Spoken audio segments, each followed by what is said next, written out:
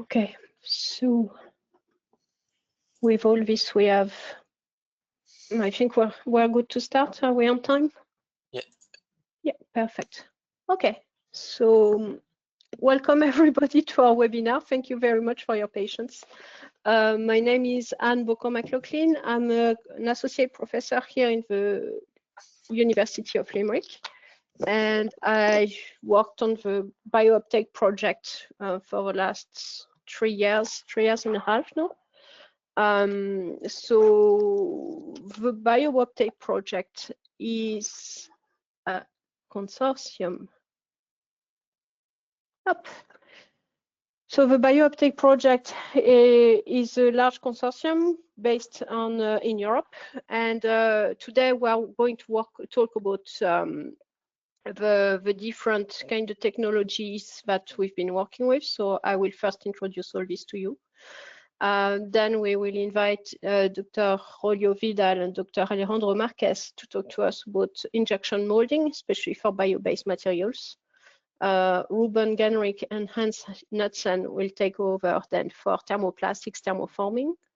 Aratz Gonea in CDTech will work on thermosets thermoforming. And then the Ayman and Simcom team led by Marcos Marandera will talk about digitalization. And then finally, Dr. Isabel Lopez and myself will talk to you about sustainability and the measurement of environmental impacts. And we will finish this at 12:45 to 1 o'clock. So each session will be followed up by an FAQ. During the FAQ, so obviously you can ask us questions. If you have any questions that just come to you during the talks, I would ask not to interrupt the talks, but if you want, you can write them down. There is a chat. So, and then we can take them during the FAQ session. So this is, you can come as you go. So if you just want to look at one session and not all 5, you're more than welcome to join in at the time. We'll try and keep the times. There is a break that is taken at 10:45 to 11. So this is it. So just to go to our project. So the objective of BIO-UPTAKE is to ensure the sustainable uptake of bioplastic composites through boosting a twin green and digital transformation in the European manufacturing industry. So what BIO-UPTAKE does here is that it takes results and it basically upscales them, and also upscales them in a way that allows for digital twin transition.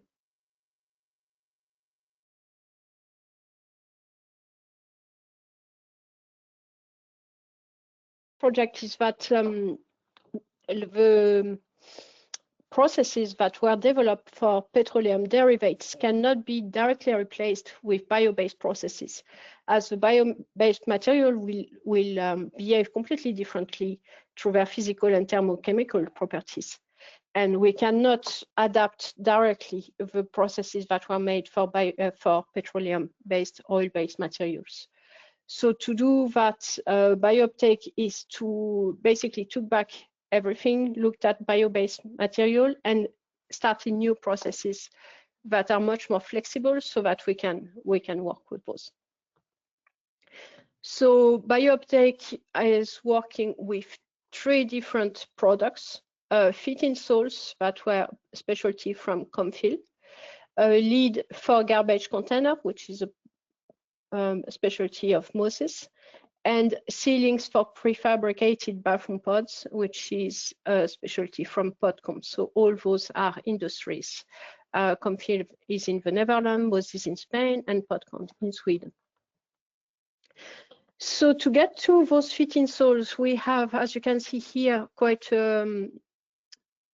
tough diagrams. So let me get out my laser pointer. So we go from PLA and PCL, which are both bio-based, biodegradable polymers that are extruded in Centexbel, a center in Belgium, into filament yards. They are consolidated in Comfil into UD tapes and organosheets, and thermoformed in Comfil again to make those fit-in soles. Some of those organosheets are reused along with biopolyamide and wood and short carbon fibers into pellets through extrusion compounding and cans, which are a specialty of specific polymer. And the whole system is over-injected on top of a lid for a garbage container. So this will be demonstrated later on by Moses, a native. And finally, the cans brought up by specific polymers are used for making bioepoxy and integrated into flax fiber through resin impregnation, which is done in Sidetech, into endured organosheets, which are then thermoformed in pod comp to make ceilings for prefabricated bathroom pods. So each of those processes will be discussed today during our webinar. Finally, there is an inline monitoring, product simulation, and digital platform, which is put together by Eamon, along with Aris and Simcon. So again, I will do a talk to you about that and a small demonstration also about the digital platform. And we have a standardization, dissemination, training, communication, and exploitation in circularity. So this is done between UL, Polymeris, UNE, ATIP, and also University there. So this is our partners. So our lead is in ATIP. They are the coordinators. They work alongside Moses, UNE, Eamon, Sidetech, and Aris in Spain. University of Aveiro is close by in Portugal. Polymeris, Simcon, and Specific Polymers in France. Comfil in Netherlands. Syntex in Belgium, Limerick in Ireland, and Podcomp in Sweden. So we're going through nice large consortium within Europe. So again, today we will start now, maybe a bit ahead of schedule. Yeah, by 4 minutes. So we will start now with Dr. Julio Vidal and Alejandro Marquez in injection molding. And if you have any questions before we start, as we have a couple of minutes, I'd be happy to take them.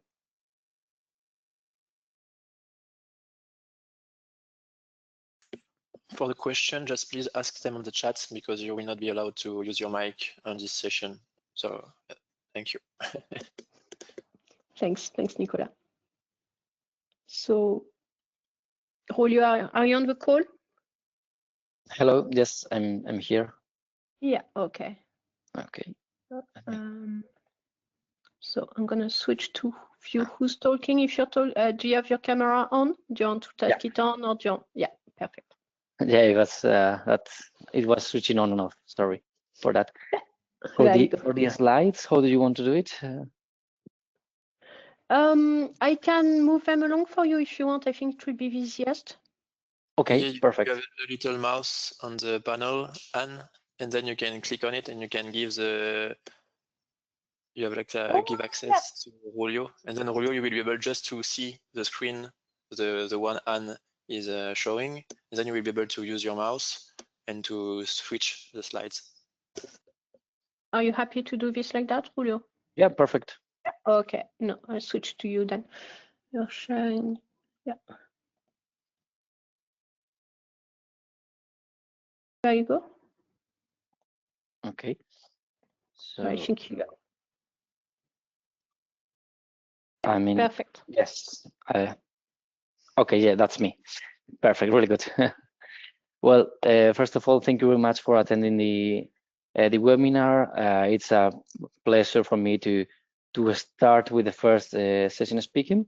Okay, I'm Julio Vidal. I'm a head of R&D in Moses Productos. We are a small company based in Spain. 1 second, I'm trying to change the slide. Okay, a small company based in Spain, in Zaragoza, a city between Madrid and Barcelona. We are a company, but we are really focused on thermoplastic processing for the R&D, trying to innovate in these technologies to bring new products. We have also other different technologies, but we want to become an expert in transforming plastic components for industrial use, the use of recycled materials, recycling polymers, and more sustainable materials for different applications. Okay, in this case, I'm going to talk to you about the injection molding.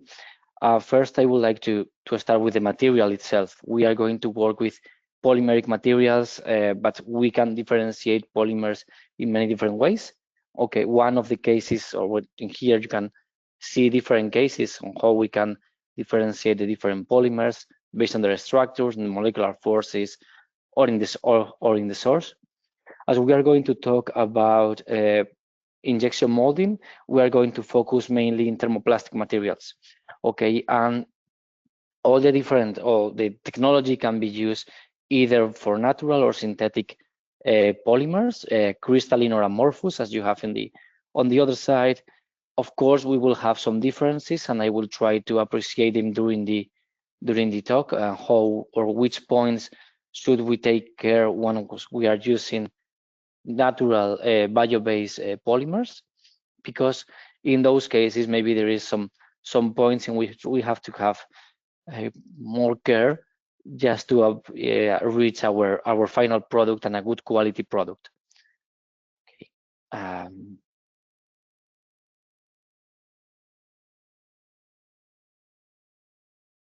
Okay, it's not changing now. I don't know.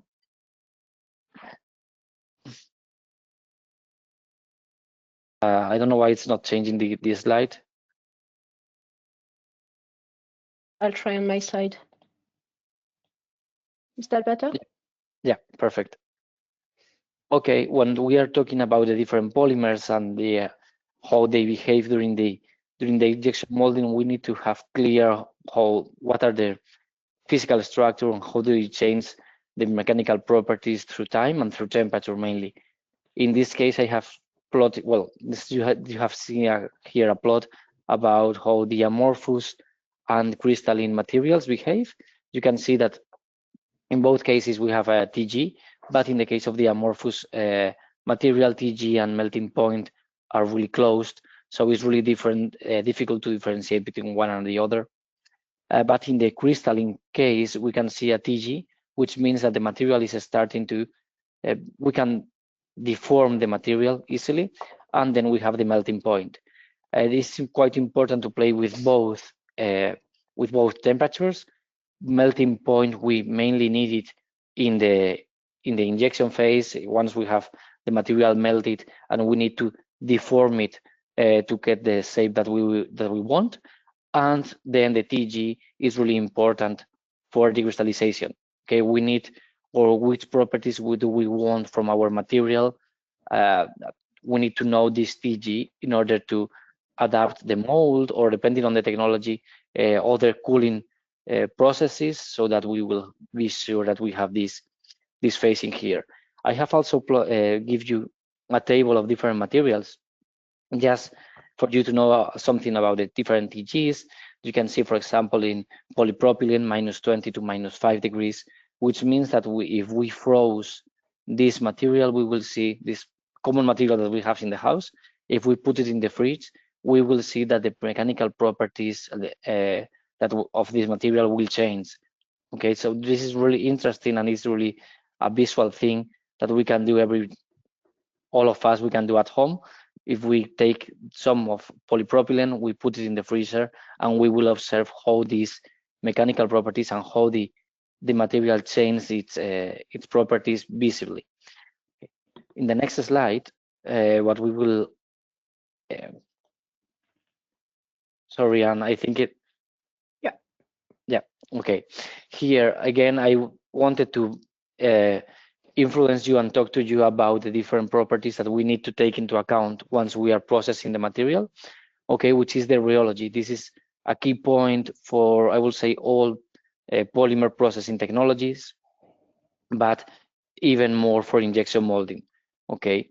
In the case, we have two different technologies, or well, several different technologies to measure the rheology, but we have rotational rheology and capillary rheology. Okay, in the case of capillary rheology, it's a technology really used in injection molding, because the flows and the shear rates that we are obtaining are really high. So that allows us to observe and try to understand how the material will behave once going through the nozzle and through the mold. This is really important in the case of bio-based materials, because they usually degrade easier than fossil-based materials, which means that we need to fully understand how this process is done. And for example, in the case of PLA, which is a bio-based material, is also really important, not only because of how the material will behave during the injection, but also about the contractions that material will suffer in the mold. You know, when you cool down a material, the final volume, the density of it changes, and that happens also to the polymers once we froze them in the mold. But to keep on with the different examples in the next slides.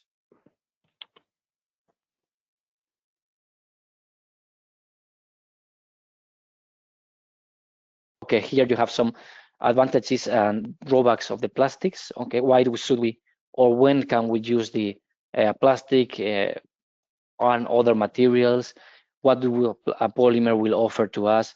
Freedom of design, low specific weight, reduced process cost, integration of functional components, low thermal and electrical conductivity.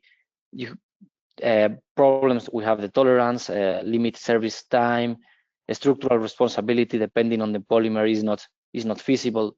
So once we think about using injection molding and polymers, we need to take into account these properties, and also the transformation technologies that we will see in the next slide, because it's not only the polymer and the plastic, but in the following slide, what we have.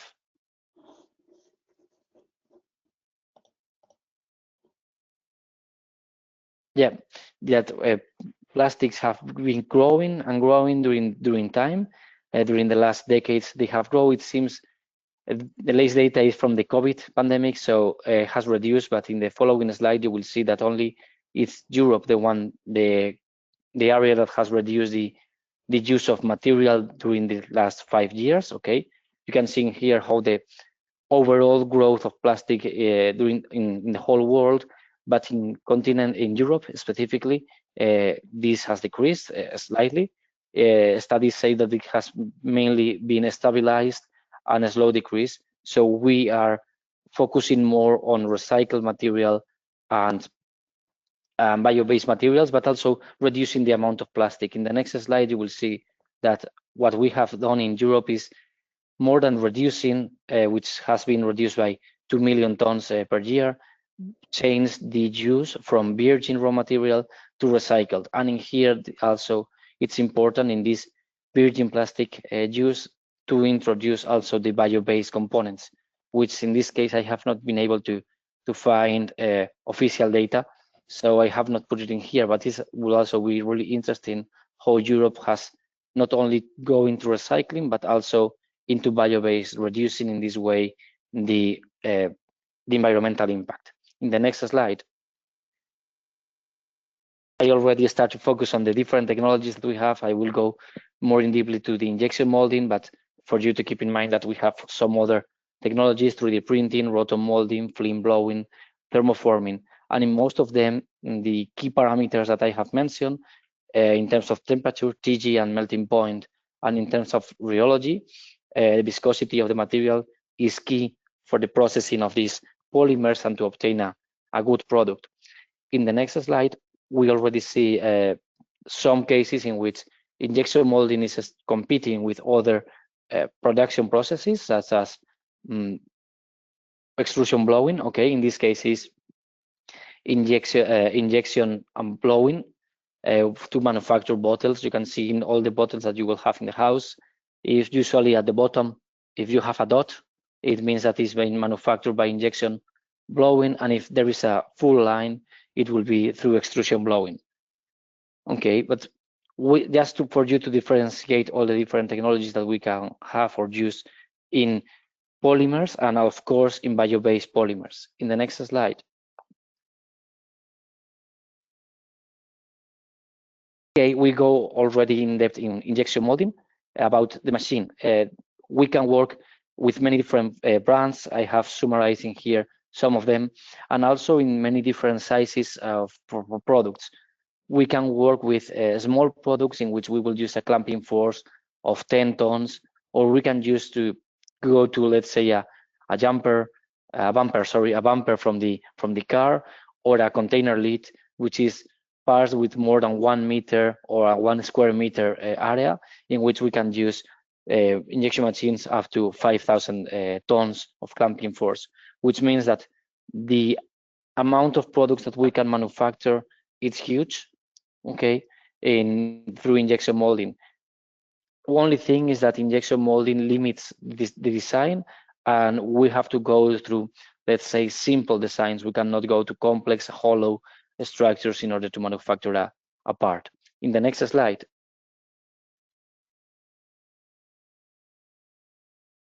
here I have just summarized for you some of the limitations that we can see in the injection molding, and it was already mentioning clamping force. Okay, this is a point more than limiting because we have a huge range.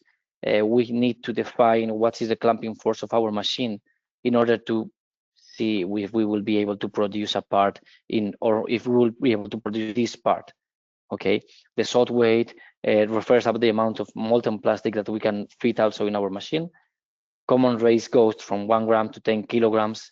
Here in our facilities, we go to even more than 10 kilograms, but again, it's a limitation of the equipment, and it's really important to keep it in mind during the injection design of the injection part, okay, design of the part. Then we have the maximum volume capacity of the injection unit and the mold size. Of course, we need to adapt everything to the machine that we have in the house. Otherwise, it will not be able or feasible to do it. In the next slide, what we keep going with the injection molding is about the different products. Okay, we can have limitations, but those limitations are more on the machine than on the technology. Of course, I said we can go to simple parts or simple structures, but the freedom of design is quite big, and we can have injection molding part in domestic appliances, bottles, everyday use, toys that we use in the automotive, outdoors, furniture, TVs. So you can see that really this technology is used in many different sectors, and that we can have products in our everyday life that are produced by this technology. In the next slide.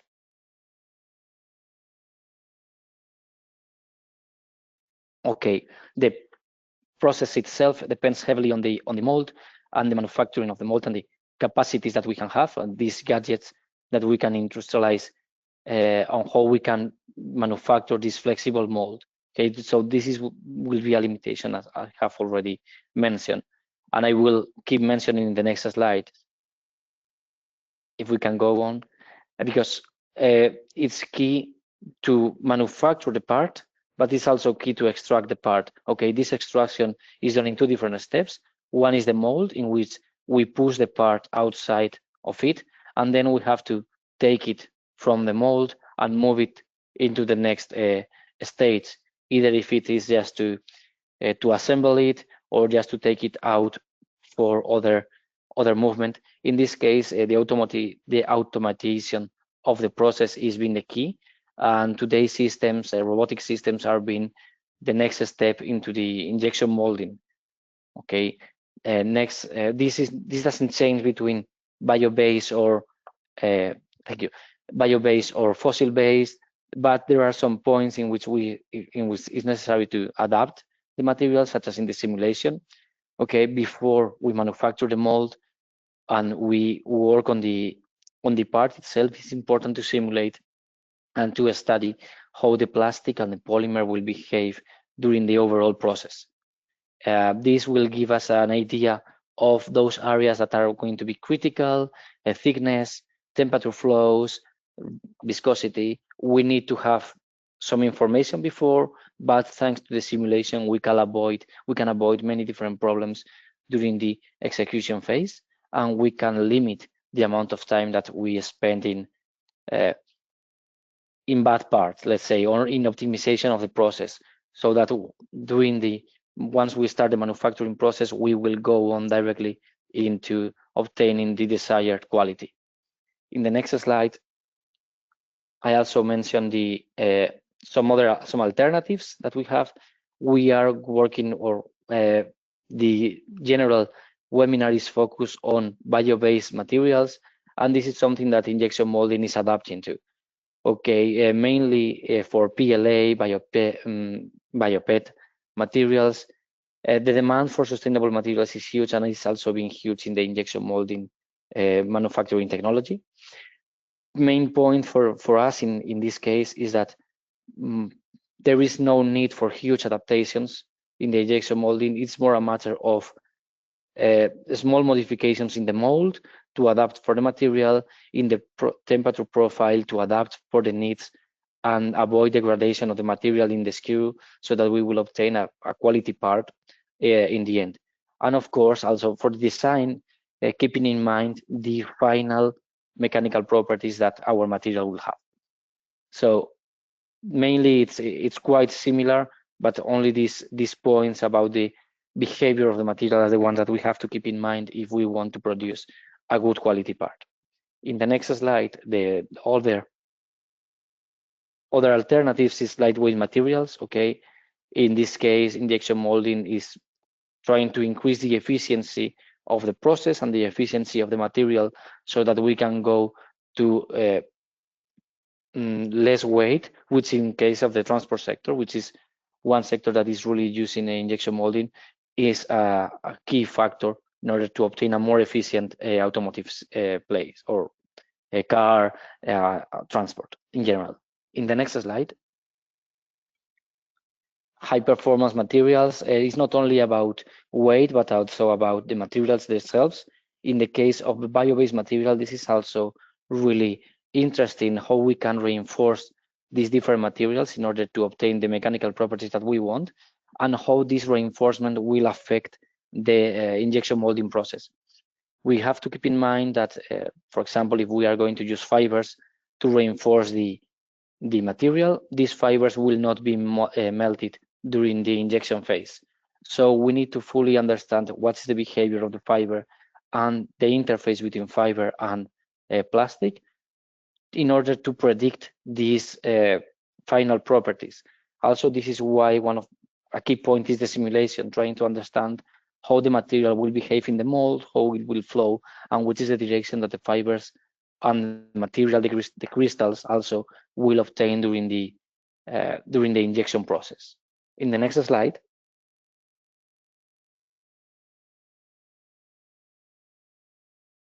I also talk about reinforced materials, but in this case, I want to talk about a full textile, okay, that we can use also to over-inject the material and to improve, well, drastically or change drastically the mechanical performance. In this case, we can use carbon fibers, such as in the picture, but we can go also to bio-based fibers. I will try to speed up a little bit. In the next slide, here you have the injection machine as an overall. Okay, we can differentiate different parts. The injection part, in which we have the screw, which is on the right of the screen, and then the mold side, which is on the left, with the clamping force and everything. The idea is that we will melt the material in the injection side and then transfer it through the nozzle, through the die, okay, into the mold. And here, huge forces will be applied into the material, and that's why we need to understand really well how the material will behave in terms of viscosity and temperature. Once we have that, the material will fill the mold and it will cool down in there.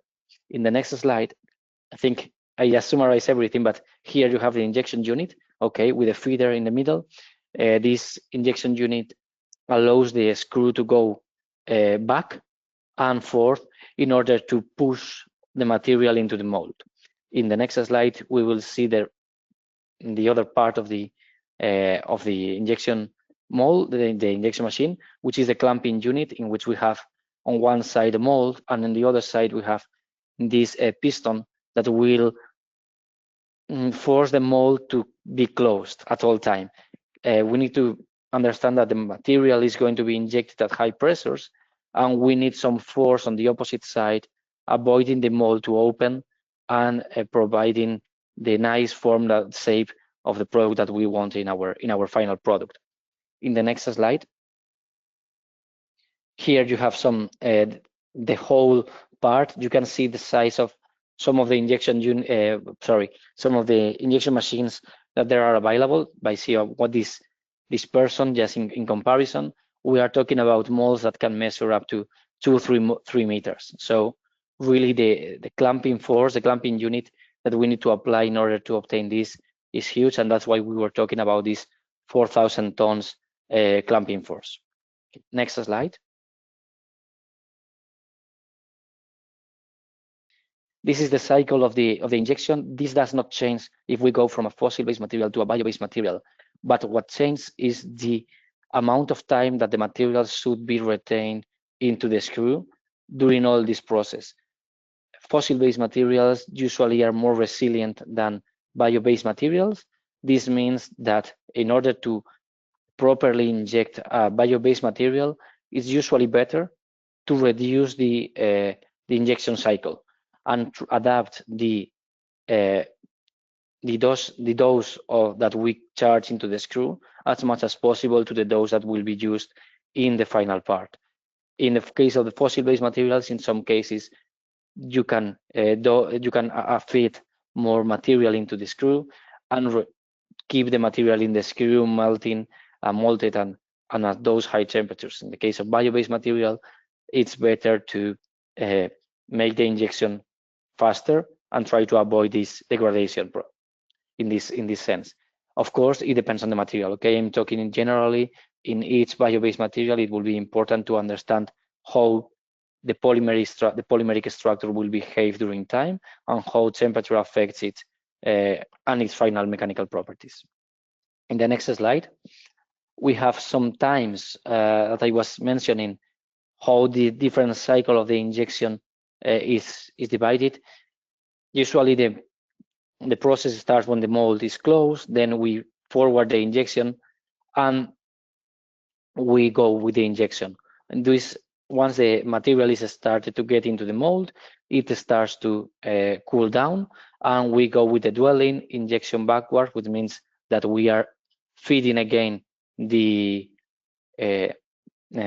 screw, and we are preparing the screw for the next injection while the plastic is in the mold cooling down and in order to extract the part.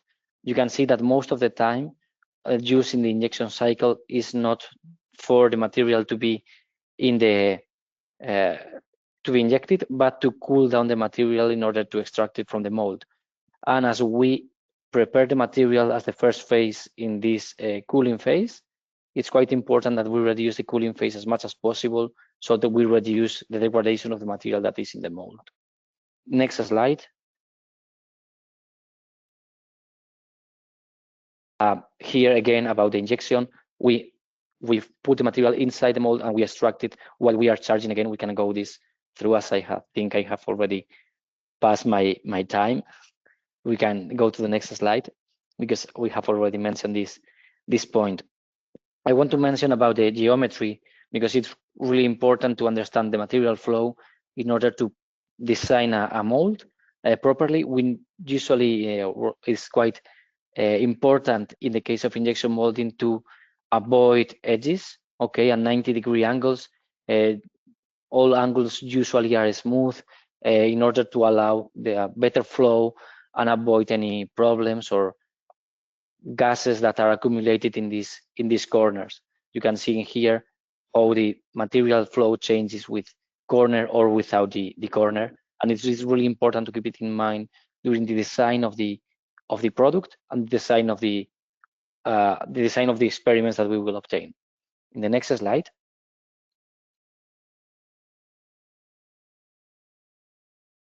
Okay, the cycle that is done in the mold is, I think we have already mentioned it, but we cool the part, we provide the structure, supply system, movements, performance, and expulsion.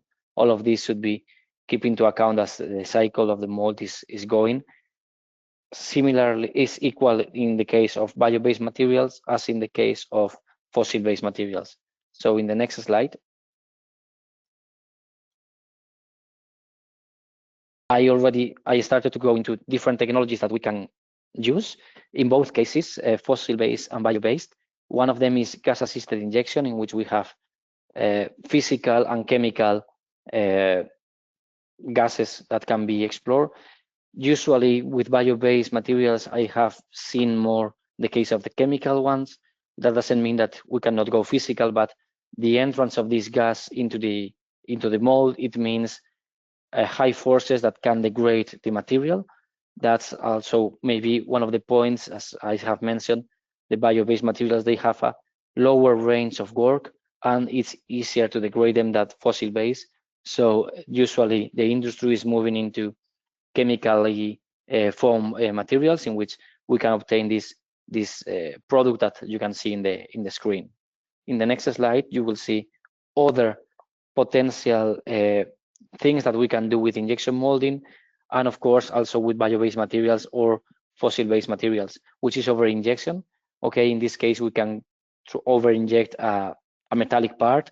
We can over inject a label, okay, with AML technologies in which we add the label into the mold and afterwards produce the injection process so that the final label will stick into our product. Other case that we developed in our facilities is this a hollow structure in which we 3D printed a part, over inject it, and then remove this 3D printed part in order to obtain a hollow structure, which will be impossible to do only by injection molding. So the key in this case, and it's possible to do with fossil and bio-based material, is to combine the different technologies or how we can adapt everything. In the next slide. Yes, some of the products that we have and that we are producing, but as I go over my time, I will not talk to you about it. Just if you want to try to produce a part, just keep us in mind and contact us, because maybe we can try to help in this sense. With bio-based materials, we have a great expertise, and for sure we will be happy to help you in the production of this part. Thank you very much. Thank you very much, Julio. No, so we will keep the questions for the full part. So after Alejandro, I saw a question in the chat, and I think I was trying to reply to it, and that stopped you from moving the slides. I think that's what happened, Julio, there. So Obo asking if the slides will be available. So the plan is to have the videos are recorded and will be available on Polymeris website. And I'm not too sure about the slides, but Nicola, could the slides be made available as well? Sorry, can you repeat? Could the slides be made available as well as the videos? Yeah, at the end, yes, it's possible. Yes, I already answered everyone with this. Yes, for sure. Yeah. So there you go. So that answers the question, and yeah. So thank you, Julio, and Alejandro. You are next if you're here.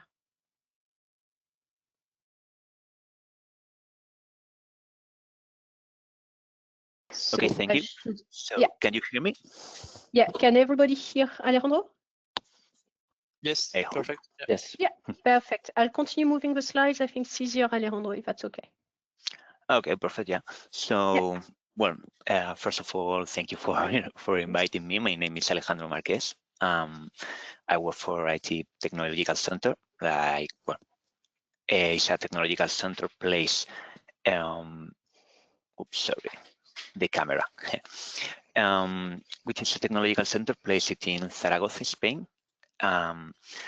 As we long story short, we started 30 years ago as an spin-off from the university, focused on the injection molding, focused on the research in injection molding. So we have quite a high experience. These are our main 4 pillars of our organization, which are advanced materials, advanced manufacturing, advanced recycling technologies, and sustainable solutions and products. And then I am going to spend much time here in the presentation, but if any of you have any doubt or want to contact us, we will be happy to answer any question about the company itself. So you can move to the next slide, please. Okay, so here we. Okay, so as Julio has already explained, all the injection molding process itself. I'm going to go to a next step, moving to the upscaling of this injection molding process. And I'm going to focus at the bio-based material. As Julio has already explained, bio-based materials are product derived from renewable biomass like plants, agricultural or animal waste, and so on. And they seek to improve all the sustainability and reduce the carbon footprint of the original oil-based material that are used in this industry. So how can we use this bio-based material in the injection molding industry? First of all, we have to say that it's not that easy to just change the main material, the oil-based material, for a bio-based material in the same mold and just produce it. It do not work like that. It does not work like that. What do we need to do? We have to adapt this technology to the bio-based materials. How can we do it, or why can we do it? We have to, well, the main objective of this process is to add value to the final part in terms of increase the functionality of the part or reducing the waste created by the process on using bio-based material instead of oil-based materials. But we have to use or to improve this process by the use of special processes or more complicated process that could be, for example, overmolding. That is one of the technologies I'm going to focus more on. Can you move to the next slide, please? So the first question is why do we want to use these bio-based materials, and why do we want to move to more complex injection technologies? First of all, well, we can, by this way, we can integrate different materials. That means combining their properties. We have two materials with different properties that together can have like a combination that shouldn't be that are impossible to achieve with just one material. Like, for example, parts that are both rigid and flexible depending on the area. Also, we seek for a cost reduction. The use of biomaterials is based on the recycling or reuse of sometimes or most times a waste material. So we are decreasing the amount of money we are spending just by using this waste, just to say. And also we have to work with the quality improvement. As we are working with different materials combined, we have to work on the control of differential shrinkage, on how these two materials combine with each other. So that means that we cannot work with common injection technologies. We have to move to a multi-component or a most complicated injection system. Next slide, please.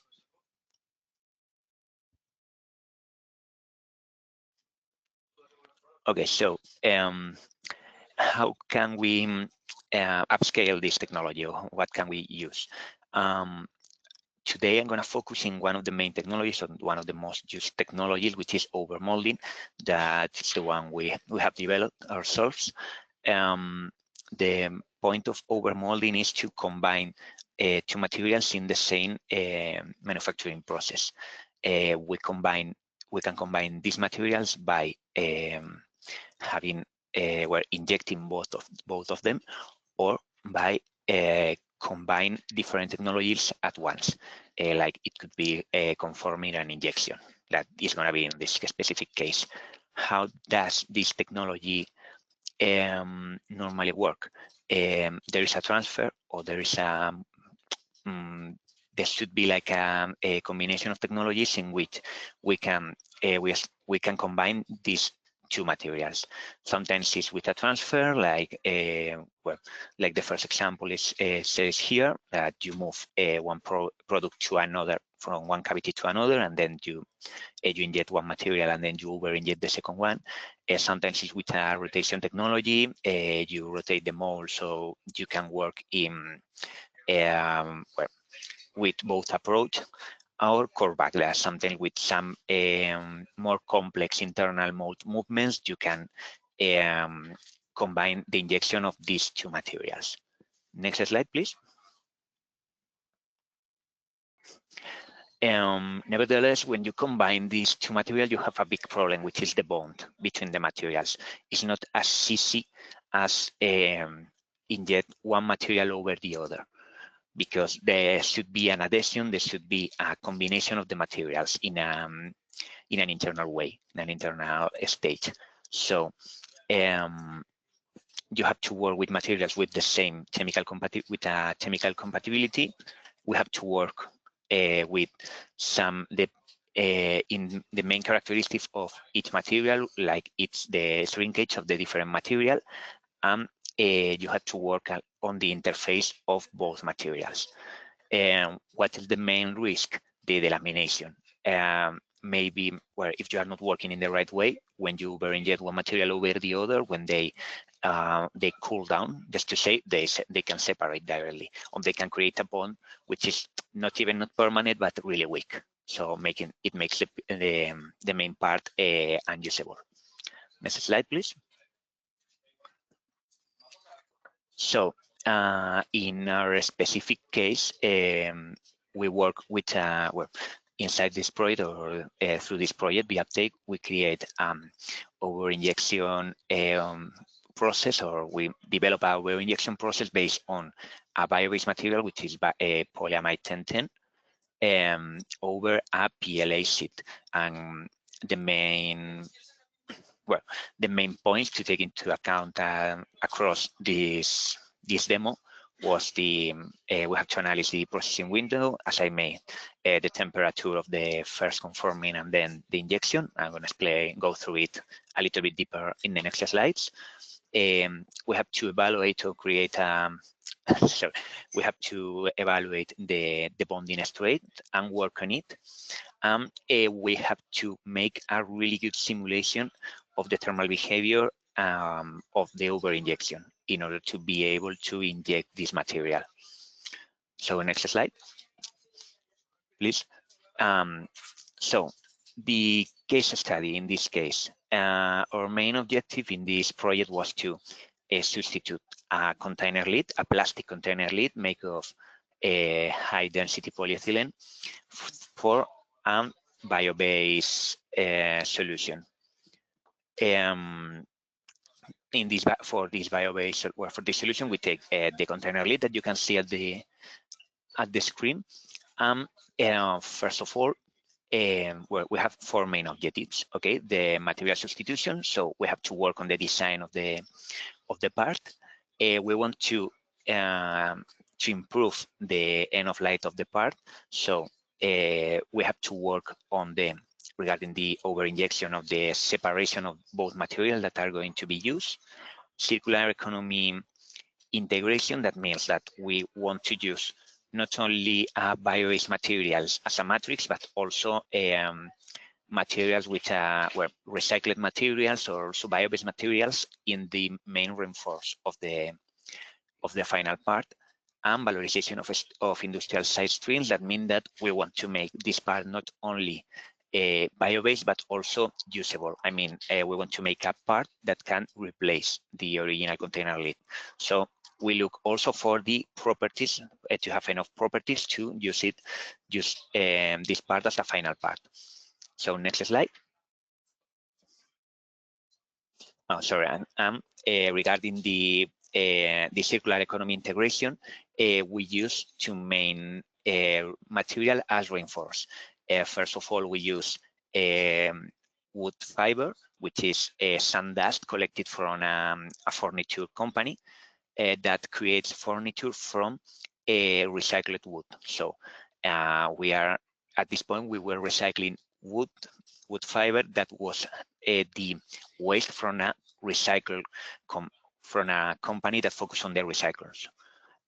In the other hand, we have the carbon fiber. This carbon fiber used as a reinforce is a recycled carbon fiber from aeronautical products. So this carbon fiber was was submitted to a pyrolysis process and recovered from aeronautic waste. Next slide, please. Okay, so in order to be able to use these materials, as I say, we want to make a part that was useful and that could be used in the real life. So what we first do was to create different samples of polyamide 1010 and polyamide 11 as the main matrix of the process, both bio-based materials combined with different percentage of carbon fiber and wood fiber, and test all these samples. We start off, well, we have like a baseline, just to say the raw polyamide at the left of each graph, and we start adding like 5% of recycled material in each step till around 30% of material, of reinforced material. The red line that you can see at the main graphs is the threshold of the high density polyethylene, the original material which was used at the container lid. And as you can see, in most of the trials, most of the samples, the properties were much better than the original high density polyethylene instead of the TRP impact test. But I'm going to go through it in a little bit later, but the point is that this TRP impact test will affect, or should affect, in the outer part of the container lid, which is the one which is not where this over-injection takes place. So it was not such an issue at this point. So next slide. Okay, so we're not able to perform trials or final parts with all the materials, we choose the four most suitable combination of reinforced and matrix. Well, from these four ones, the first one is a little bit tricky, which is just a raw polyamide 1010. Why do we have why do we use this polyamide 1010? Just to have like a base material or base formulation to compare the rest of formulation. It was the material that we use at the first step, just to get used to the machine, get used to the process, get used to the injection and the over injection. As you have seen at the main graphs, it achieved also all the lead requirements, but with the lower mechanical properties. Then we move to polyamide 1010 with a 5% of carbon fiber. Best mechanical properties by far of all the configuration, but higher price and high impact reinforcement, as is carbon fiber that should be recycled by pyrolysis. And then we have wood fiber with 50% and 30% reinforcement. 30% reinforcement have better properties than 50%, but it absorbs a lot of humidity, so it works in a more unstable way. 50% reinforced has lower mechanical properties than 30%, but it also achieves the baseline, that the threshold we were looking for.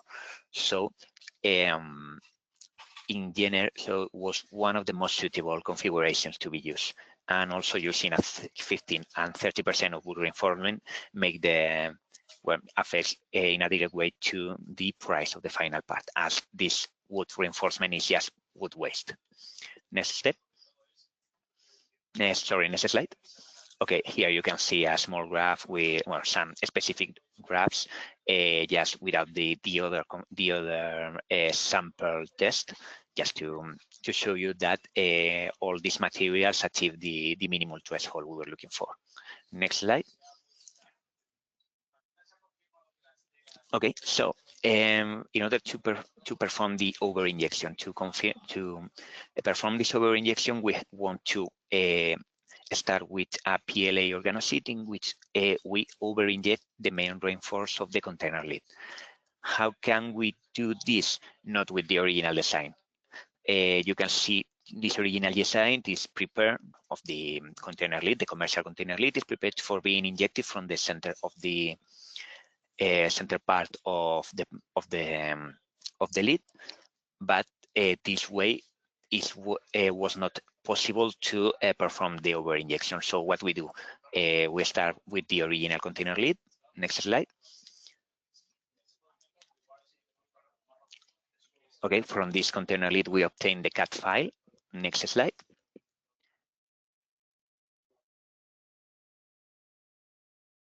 And we modified the container lid in order to make it possible or make it suitable for the over injection. So we divide the container lid in two parts, the inner reinforced and the outer organoseed, just to say, and we inject from the center of the part, allowing all the plastic to all the injected material to flow from the center to the outer side, also creating a reinforce in the center of the part. Next slide. And if you can run the video, please. Well, as I said, one of the most important part of this, well, it was not just changing the design and just start the over injection.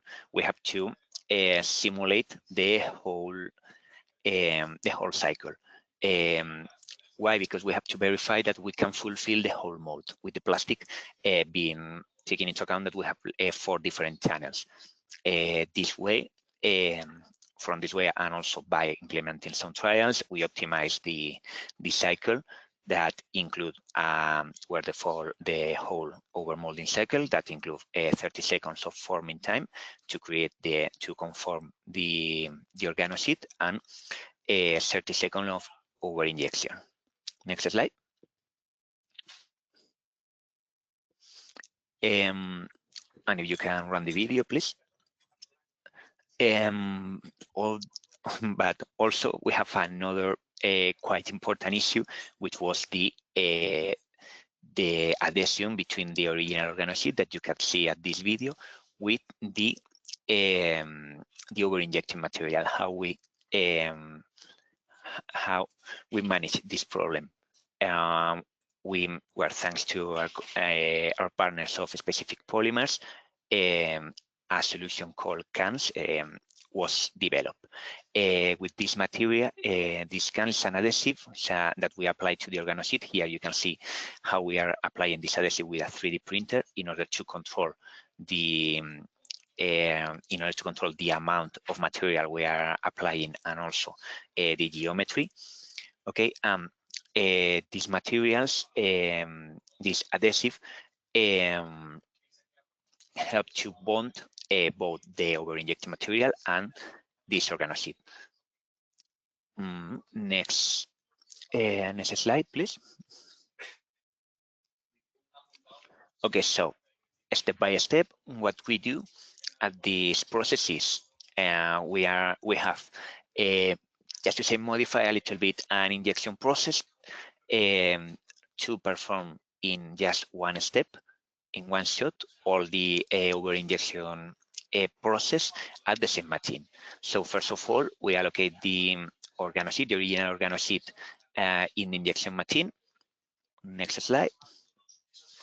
Okay, here you can see the organoseed attached to the mold, and you can observe also the resin, the adhesive, already placed at the organoseed. Next slide. Then we close the injection machine, conforming or giving the final form to the organoseed by applying at temperature and pressure at the same time. Next slide. Then at this point, we open the injection machine and close again, creating injecting the reinforced structure. And if you move to the next slide, you can see here how it works, how the how the reinforce has been applied over the adhesive area of the mold, of the organoseed. Okay, so at this point, we just can extract the final part, and this part goes to an automatic trimming. We use a press to trim the final part, eliminating the remaining material, the extra material we have already used to attach the organoseed, and here we have the final organoseed. Sorry, the final container lid. In this case, we are using a carbon fiber reinforced, but it has been done with all the different reinforced injection materials I have said. So next slide. Okay, so here you have the final result. You have the container lid attached to a small container, just to say, a Moses container that we done in 3D by 3D printing. The where you can see the final result as the main conclusion that we obtain after all this process is that where we need multi-component technologies for the scaling of this injection process. I mean, in this process, we have combined 3 different strategies. We have using a 3D printer to apply the reversible adhesive to the organoseed. We have used an injection machine to conform the organoseed and to make the over-injection, and then we have a trimming, a secondary trimming process that we have used to obtain the final part. All these 3 processes have been used to create this final lid. Regarding the performance of the materials, as you have seen at the graphs, the materials we have used, all the materials we have used are recycled materials or reused materials, but we have to work in the selection of the material, because carbon fiber, for example, has a really high performance, but it's quite expensive, so maybe it's not as suitable as wood to be used at this container lid. And wood fiber, for example, that could be the like the best solution, achieve lower mechanical properties than the carbon fiber solution. Nevertheless, they are enough to be used. And as I have said, we are using waste wood in order to obtain a final part. So we are ending the cycle of the recyclability in this point. Then regarding the regarding the the overmold, the organoseed, the main point of this process was to perform in one shot all the over-injection process. The common over-injection processes that are used in the industry requires at least of 2 steps. As I have explained first, also you obtain first the conforming of the part, and then to move to a press, or you have really compressed press, really complex molds that can combine both processes. Here we have simplified the process as much as we can, obtaining a final part and final, which can be used. So this is a good update, a really important update regarding the what industry is doing right now. And one of the main points is the interface validation. The interface validation. At this point, we are working on this interface validation in order to verify that thanks to this cans, this adhesive that we have used, that is going to be explained in a better way in another presentation, we are able to not only stick or not only attach one part to another on the over-injection, but to be able to separate the material in an easy way by applying heat.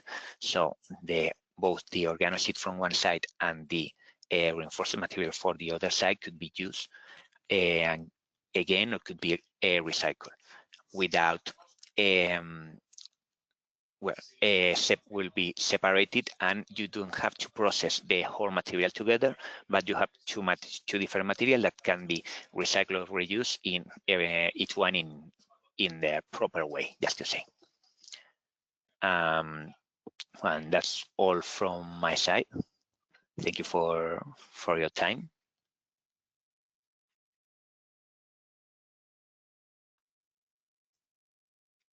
Thank you very much, Alejandro and Julio as well. Thank you very much, both. Very interesting. So we're a bit of time, but we have time for a couple of questions if anybody has any. So I think you need, if you do, you need to type them in the chat.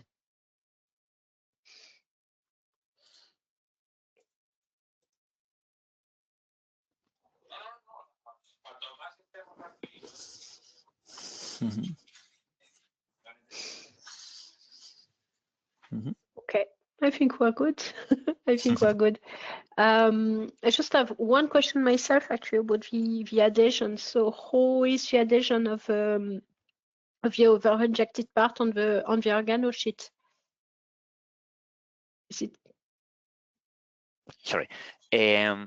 Well, I didn't go through it in a deeper way because I think it's going to be explained in another presentation. The point is that we are using where the reversible adhesive, the cans, that where it's a thermoset resin that when applied heat to it works as a thermoplastic material, so it can be reconfigured when applying temperature to it.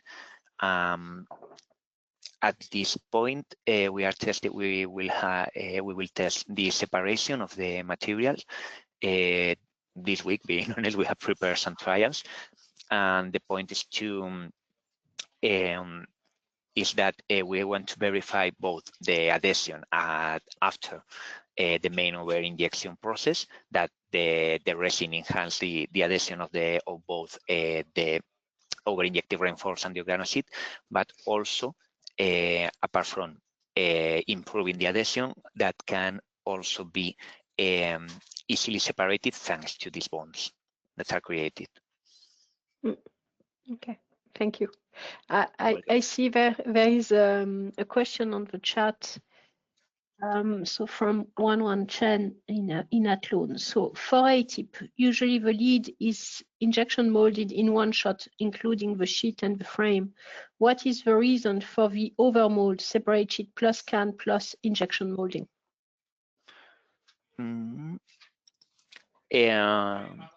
The main reason to separate the but you mean separate the process like in 3 steps, just to say, instead of doing just at the same time. Yeah, exactly. Yeah, why not inject like reinforced fiber directly into the original mold? Because the point to apply the cans between the between the organo sheet and the second material is to both to enhance the adhesion of the material, which is not when preparing the over injection. When performing the over injection, if you directly over inject the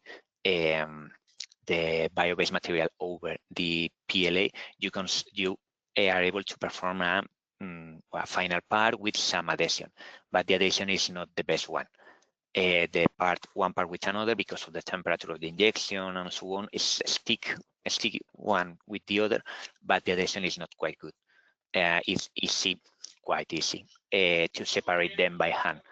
So, but with these cans, with this extra process that maybe in a most complex mold can be applied in a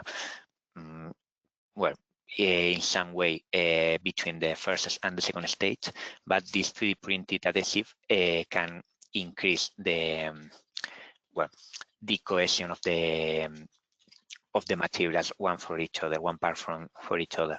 And the point to applying it in a first step in a 3D printer is to be able to apply the material in a proper way, because it's a quite sticky material, so it is not easy to apply it in a continuous way if you do not do it automatically with this 3D printer, in this case, in which we can control the pressure applied to the injection, like to apply the amount of material that we want.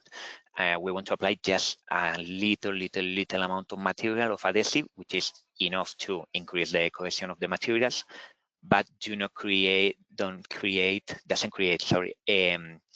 any kind of where that extra material could make the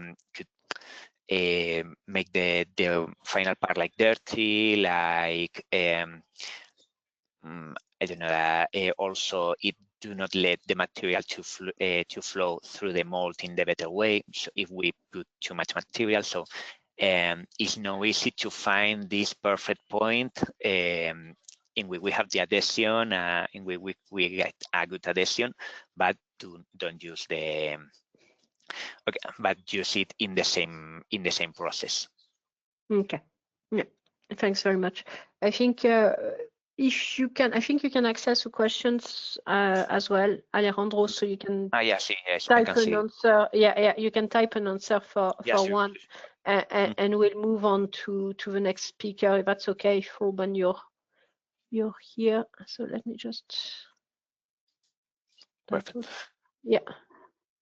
Thanks very much, and thank you both, Julio and you, for your time on this. I appreciate it. Thank you. Thanks. Now, so our next speaker is Ruben Gierig from CompositesAdvances. He will talk to you about melt extrusion of bio-based thermoplastics. And Ruben, are you online? Yes, good morning, everyone, also from my side. So I'll tell something more about the melt extrusion of bio-based thermoplastics. Anne, can you give me control, or do I say next slide? Yes, I can try. I understand why it stopped working last time, so I just won't make the same mistake again. Okay, perfect. Let me just find you on the list. There, you should have control now. Yeah. Let me see. Yes, perfect. Thank you very much.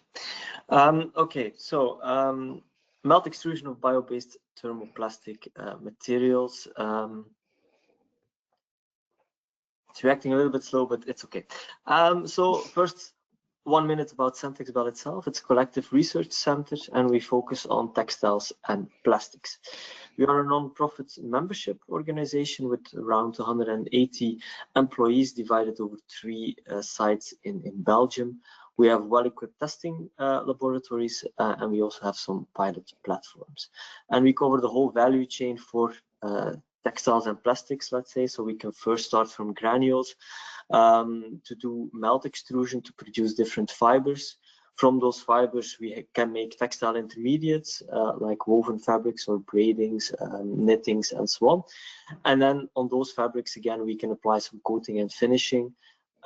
And those fabrics again, or the coated and the knitted fabrics, we can regranulate, so recycle them and use them again within the melting processes. A little bit of division, we have a lot of R&D and testing, and a smaller part on services. Now for the outline of the presentation. Now it stopped working again.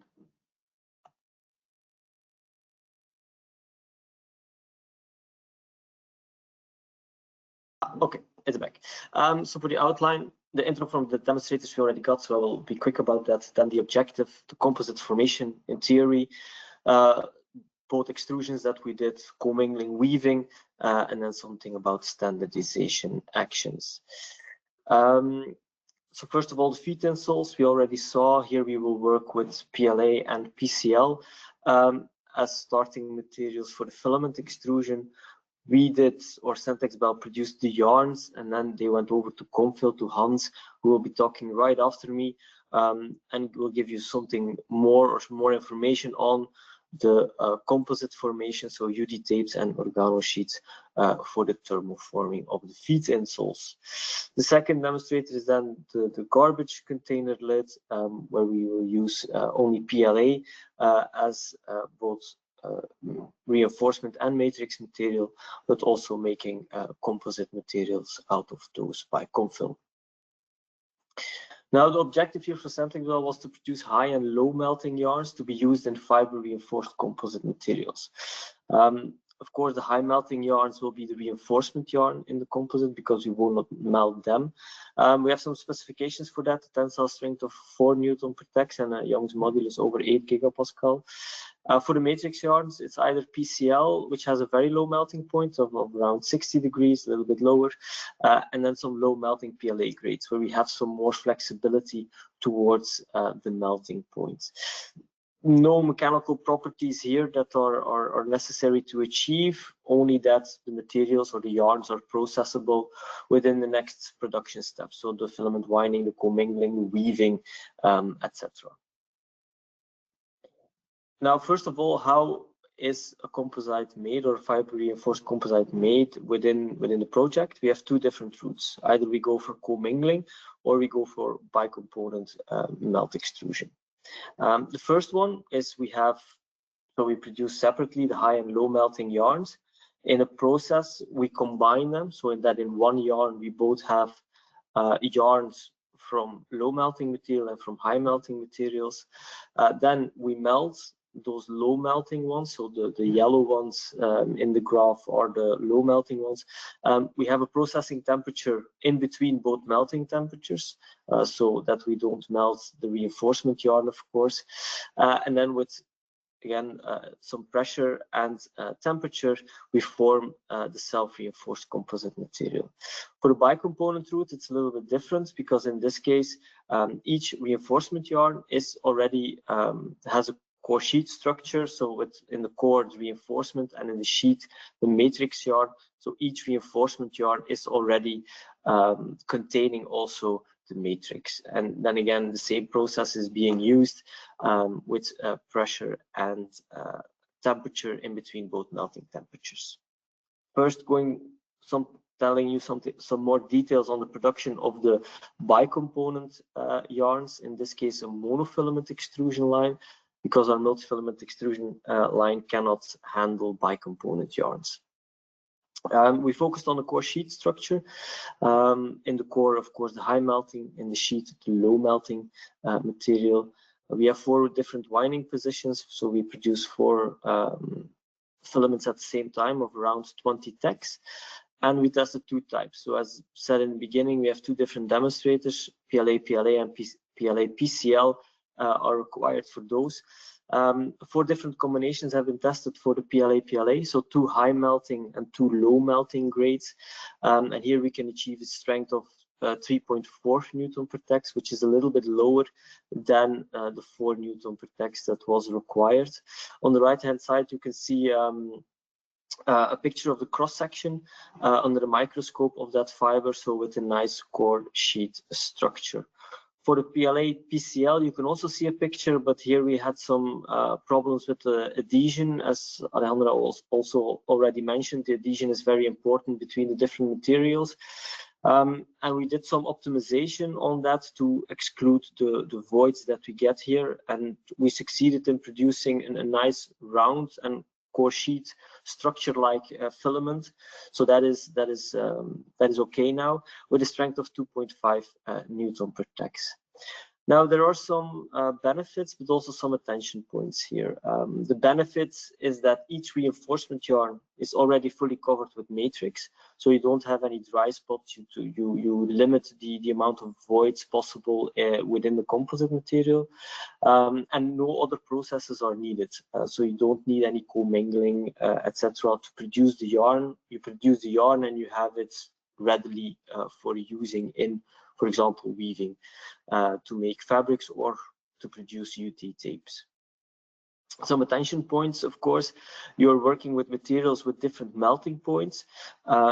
So drawing, but also decreasing the shrinkage are more challenging because you don't want to melt your matrix material during the process of forming the yarn.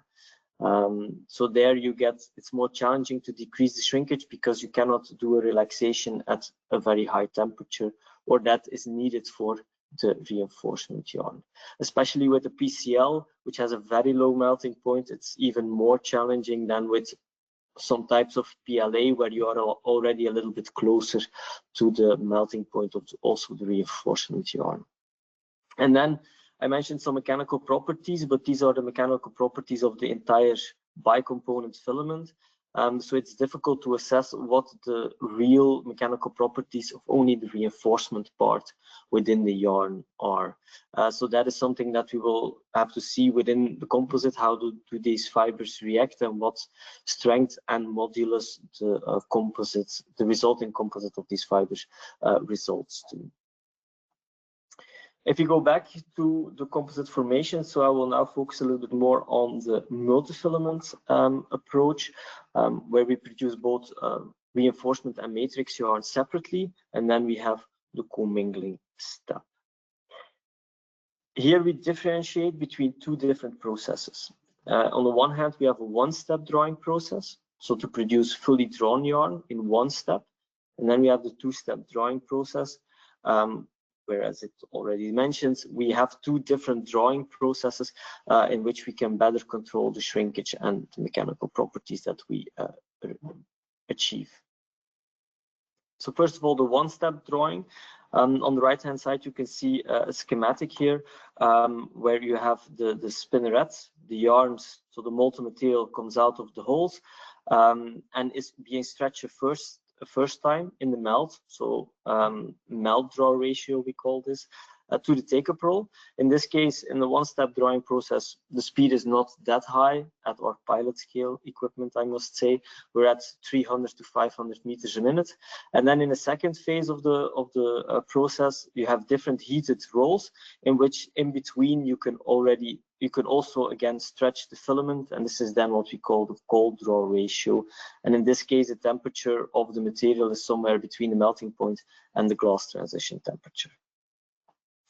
For the matrix yarn, strength doesn't matter, as I said already, and we produce around 40-50 tacks of yarn with 60 filaments in the bundle.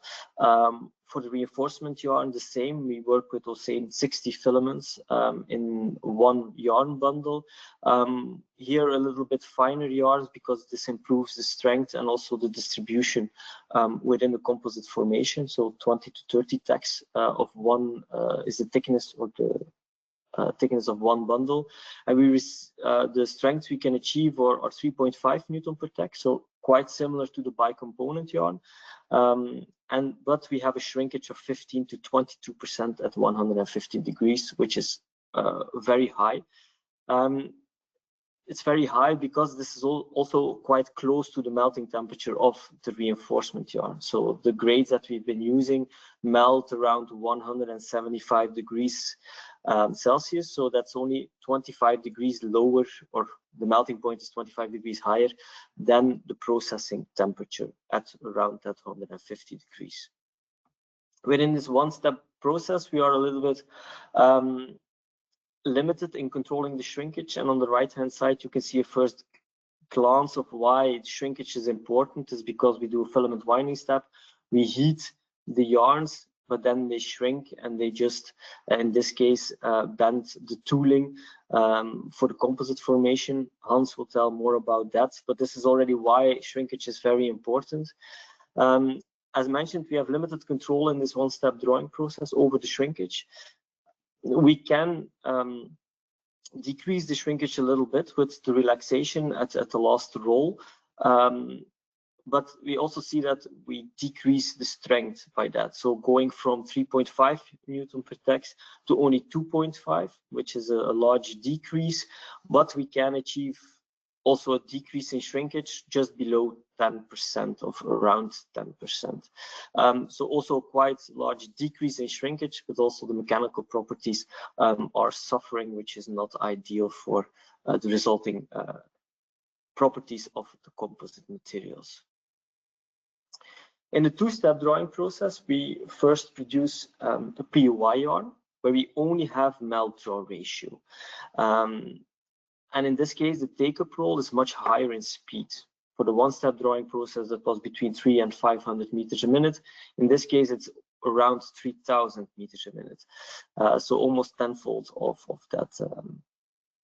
that speed. And then in the second step, we do a post-stretching process in which we reheat the filaments in ovens this time, not on heated rolls. which we then have better control of the shrinkage and of the temperature that these yarns get. We only do this for the reinforcement yarn because this is the most important one, also for mechanical properties. And with decoupling, so with the two-step drawing process, the strength also goes up quite high.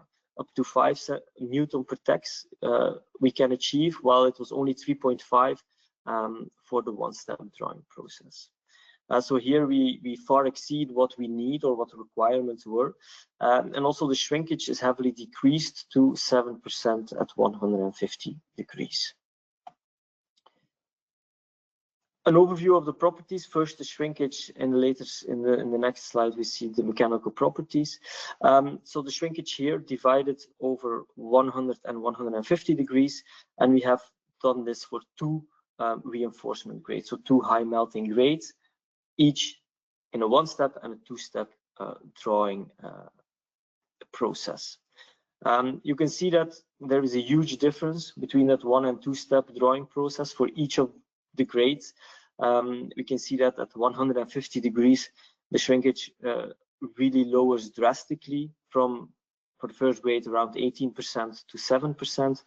For the second grade, even a larger difference is observed, coming from 22% to only 6% with the 2-step drawing process. But again, as said, the second step in the 2-step process is with ovens and not with heated rolls, so giving us more influence on the shrinkage and better control over the thermal properties of the yarns. Then towards the mechanical properties, strength, as I already mentioned, increased up to 5 Newton per tex. That's here in blue in the curve. Same again, 2 different grades, both in 1-step and 2-step drawing process, and the modulus is in orange. And we can also see that that increase is not that spectacular, going for one grade from 8 to 9 gigapascal. For the second grade, we remain a little bit constant around the 8 gigapascal, but the tenacity is the part where this 2-step drawing process really has its benefits, increasing from 3.5 to over 5 Newton per tex for the first grade, and for the second grade we go from 2.6, 2.7 to the 4 Newton per tex, which is also the requirement.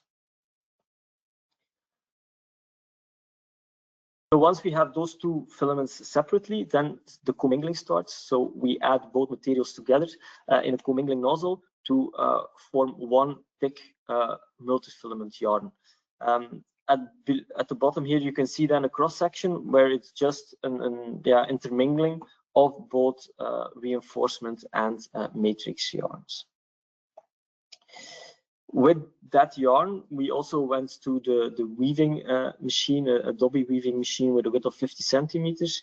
I forgot to mention, this commingling here is also done by Confill, by Hans, who will be speaking a little bit later. For the weaving, so 11 yarns in warp, 10 yarns in weft per centimeter, and we tested 2 different patterns, because for a composite, for composite material, it's very important that the yarn is stretched and does not have a lot of curves or bends, and that's also in the direction of the load that the composite is enduring. A 1222 and a Satin 5. So the Satin 5 is just because there you have your yarn passing over 4 weft insertions before going under one, so having it more aligned in the fabric itself. The 1222 will have a little bit more curves and bends, so also to see the effect of this within the composite formation and the resulting mechanical properties. And all of this also led to some standardization actions within this task. So we developed this CWA. I just received a message that we will be expecting publication somewhere now, so beginning of February. And this is the development of reinforced fibers based on bio-based materials. So we were also assisted by the project partners, in this case by UNE, with the drafting of this standardization action. And the document just describes the process for optimizing the process for filament extrusion for bio-based materials with respect to obtaining the filament's properties required for the intended application. And to conclude, so we were able to produce PLA yarns with a high strength, 5 Newton per tex, and a modulus of 9 gigapascal, so far exceeding the requirements set at the beginning.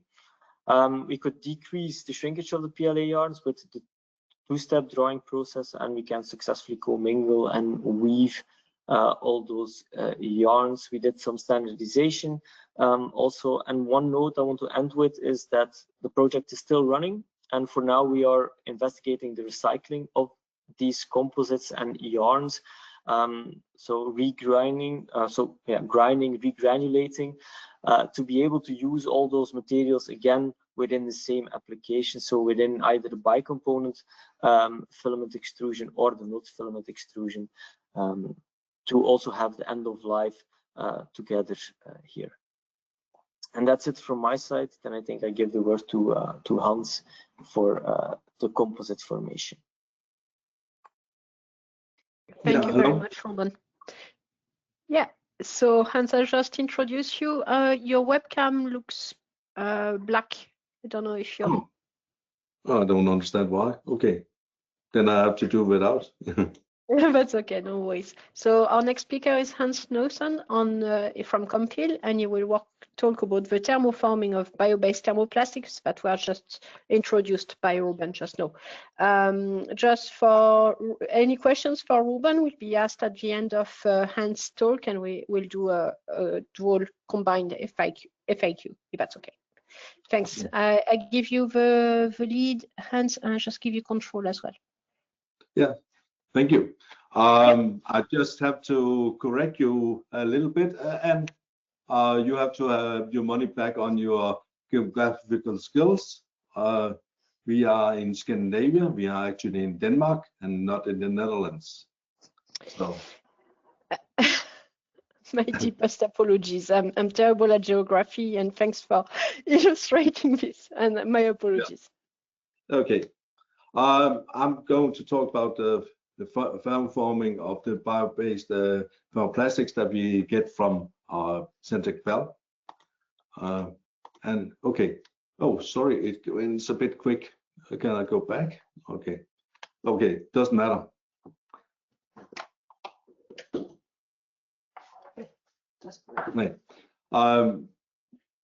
To have an idea on how long time it actually takes to impregnate the materials, you can use Dawes' law as giving you a thumb.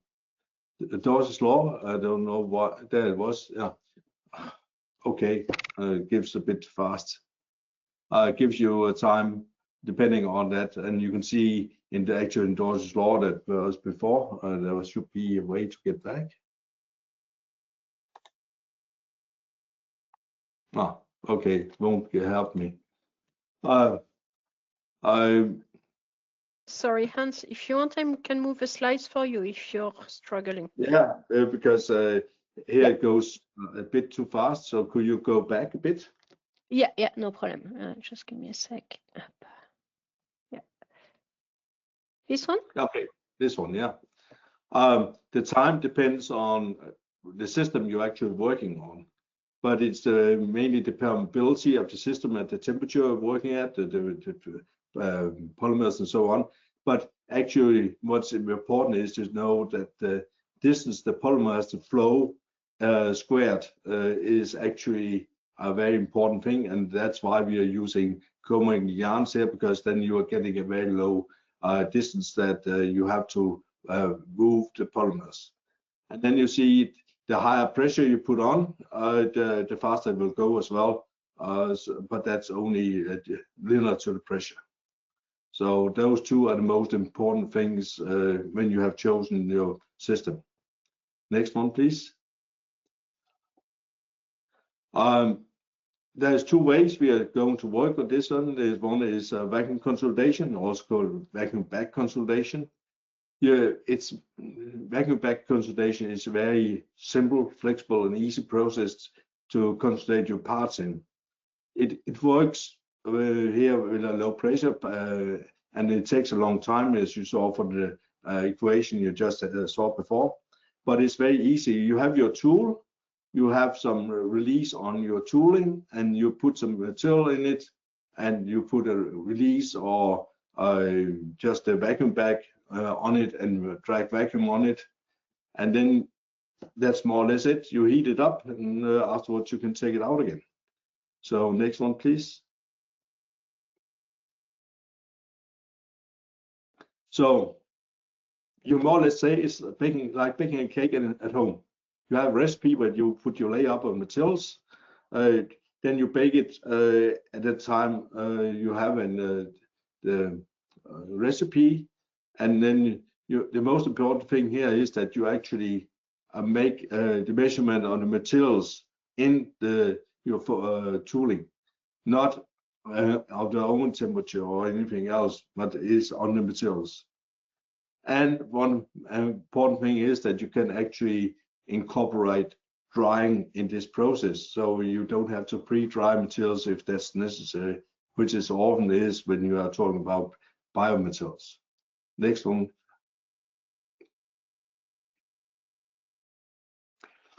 Here there you have a real recording of a thick laminate that we made. But I would like to cut it down into sections, and then you can take the next one.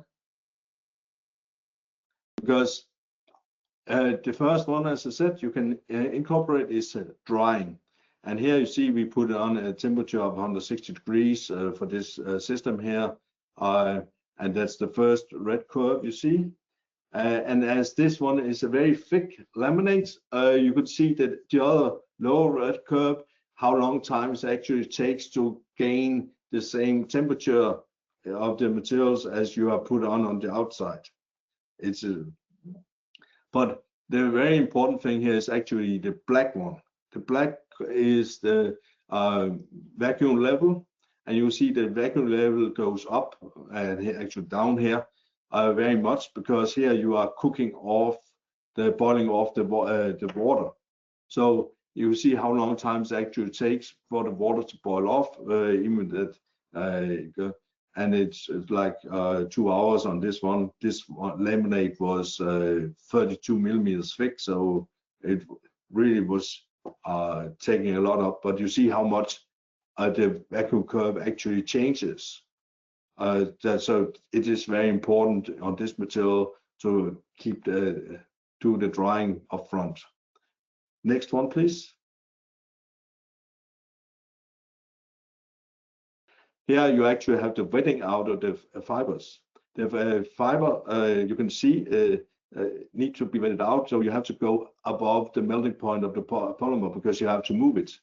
And here it goes up, and again you can see, due to the thick laminate we have here, that we actually are running like 45 minutes after the outer layer temperature.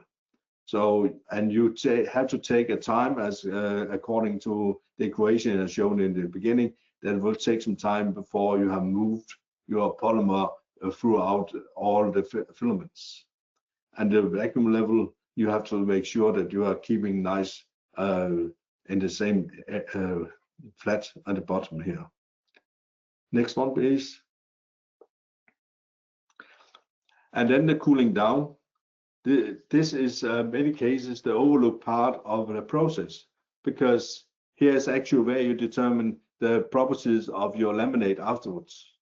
Because crystallinity is determined by the time you are in the crystallization zone, and this is dependent on the polymer, of course, where that is.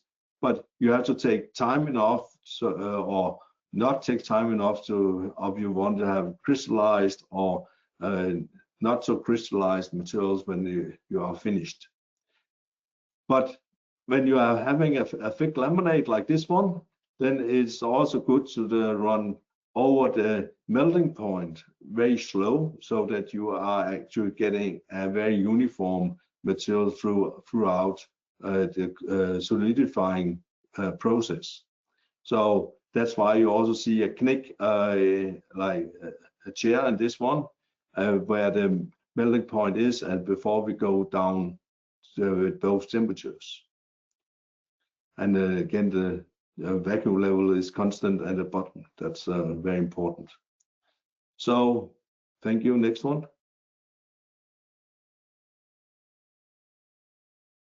This is showing the system that we have been doing, and this system can run up to 350 degrees. So we are can process a big range of materials on this system. Next one. So the pros on this vacuum concentration process is it's a very easy process. It's flexible. It can be low cost, but it also means that it's for low numbers. And the cons is, as I said, it's a very slow process and not easy to automate. In this case, you can do some, but yeah. So for these numbers we are having here, that we are going on to the next process. Next picture, please.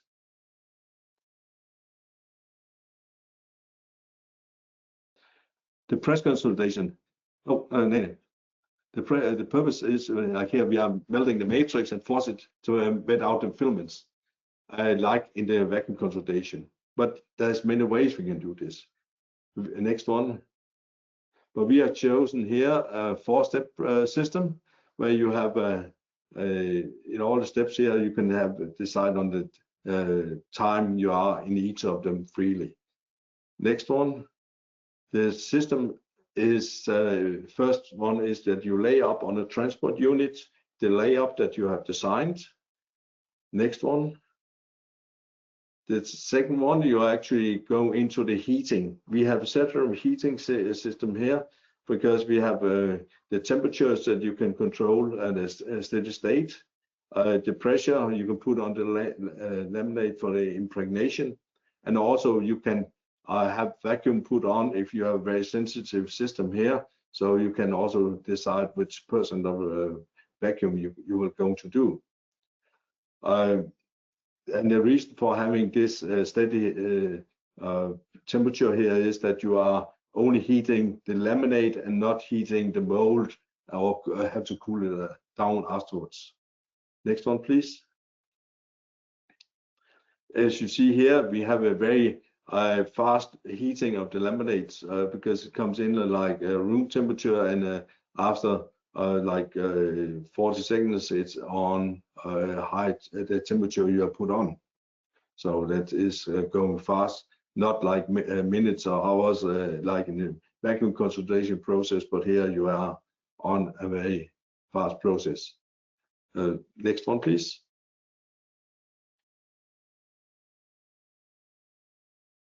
The third step is where you actually form and cool down the layout.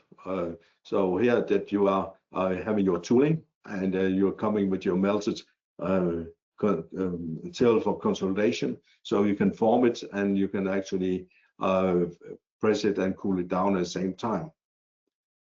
So next one. So you can just take it out and remove it afterwards. Next one. Here you actually see the machine as we have designed and been running these trials on, and here it's running from the right hand side to the left hand side. So yeah, next one. So as said, the system only heats up the laminate to minimize the energy you have to put into the things, but also means that here you can make tooling of different materials, and we have been using wood, POM, or high molecular weight polyethylene. So we see those 3 different toolings, and they've been working very well with our materials. So next one. But we also, to be able to do these things, it's not only the tooling or the system, but you also have to transport the materials. And we build up your transport unit where you can pre-mount your laminate, and this will say that you can be it offline and you will automate this. And then you can also control the tension and other things on the layup, and easy to transport. So next one. And there you see the formed materials after the molding, and then this one is a standard size. We have not minimized the materials because you can actually design it so that you don't use so much materials as here, but this is a flexible unit that you can use for many different applications. Next one. So the press consolidation here is that it's fast, it can be optimized. We are low on energy consumption and it's for higher numbers. It requires a lot more systems to work together. And it's also more expensive than the vacuum tooling. And it also requires that you are designing your tools very carefully here. Okay, next one. So, but the objective was for us to produce foot soles of the self-reinforced PLA, and we have done so, as you can see here. And in the next one, you actually can see that we have been able to get it mounted, and also it is in testing by the company who designed this. So we established the process, and yeah, we also have manufactured parts. Thank you.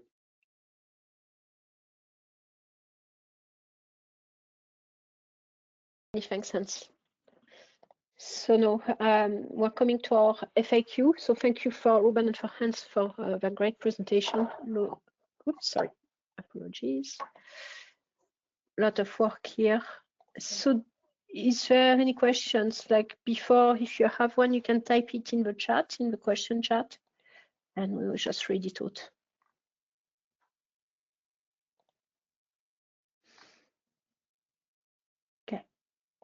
So I don't see any yet, but they may be coming later. Ruben, just a question on from my side on the kind of dual extrusion fibers. Is there any difference in time for cooling between the, let's say, the normal fiber and the core shell fibers? No, not really. No? Okay. The only thing is that for the monofilament extrusion, where we produce the bicomponent yarns are, the production speed is much lower at our pilot line, but that's industrially, that's something else. But on our pilot line, the monofilament line is running rather slow compared to the multifilament extrusion line. But cooling down a monofilament, whether it's core sheet or whether it's a mono component, that's no difference. Okay, thank you very much. That's very interesting. Hans, again, a similar question actually on when you compare the process with the organosheet to the process that you would have done with your benchmark. Do you have any difference in kind of processing time? Do you require more time for the organosheet or less? Now, this way we are saving energy, but I also think that we are saving time on it because we are trying to minimize the energy, but also because you are not heating or cooling toolings, or that will save time because normally tooling, if you have that to heat up or cool down, it takes time, but you don't need that here because you're only heating the laminate itself. Okay, thank you.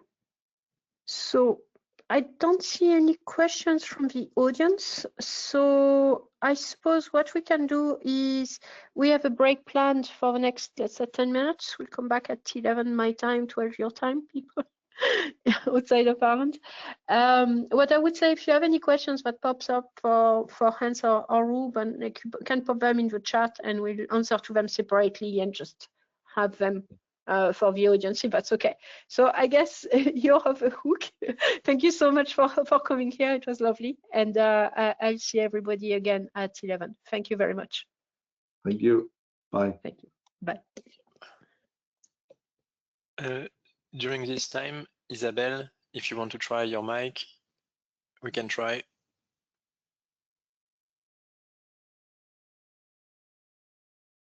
Or yeah, the video as well if you want, but I think the video is working. Yeah. Isabel, I was saying to Nicolas earlier, I had to restart my computer for it to agree. Yeah, we can see you're speaking, but we don't hear you. And on the platform also your mic is green, so it's open, but yeah, there is no sound for us.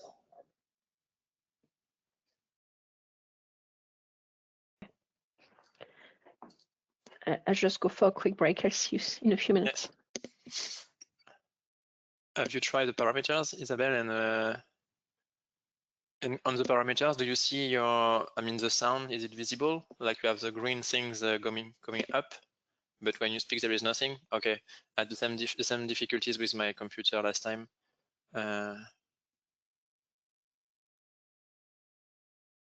And yeah, I did like you, I took a headphone.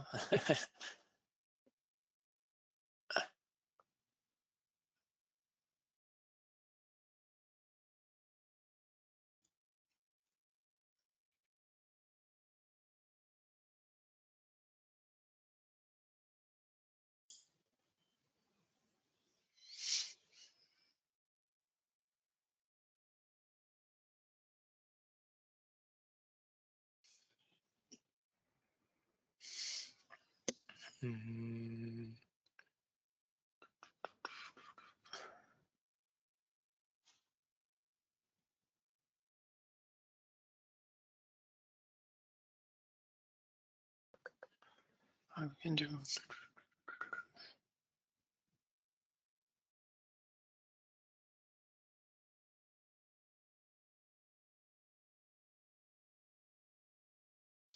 If you try with your phone, but only your phone, and yet then you just disconnect and then just connect with your phone. Can we try? Because now you're with your computer, but if you try only with your phone, yeah.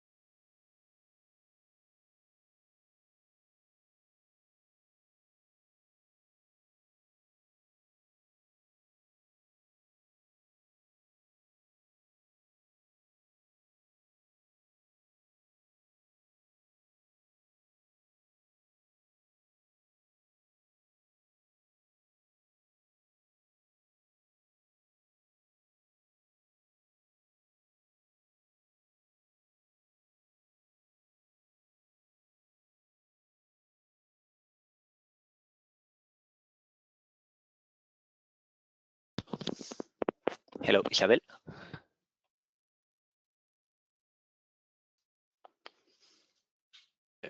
We cannot hear you, Isabel. But you're not with your phone, you're with your computer. Ah, okay. Yeah, but the camera is not your phone.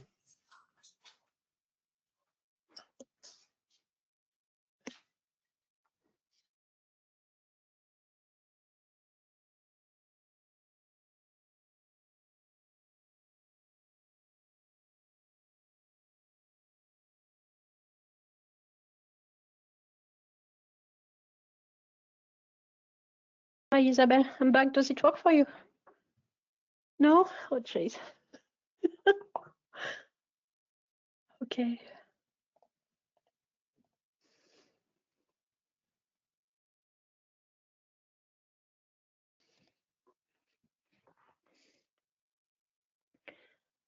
No. I will try something, Isabel, because there is like 5 Isabel in the in the meeting. Yeah, I noticed that as well, actually. Yeah. I will try to just wait. Let's see.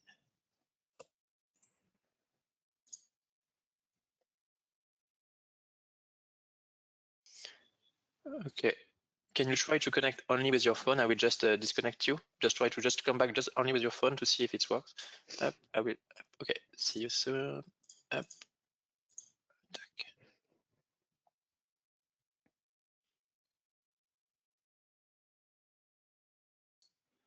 Up.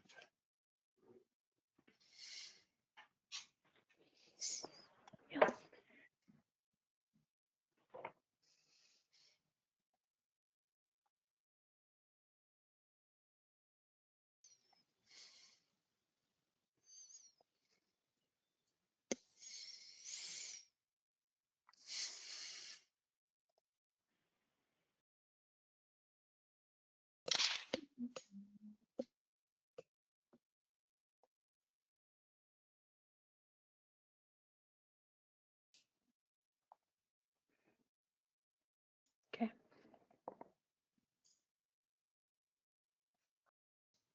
No, we should start again if that's okay, Nicola.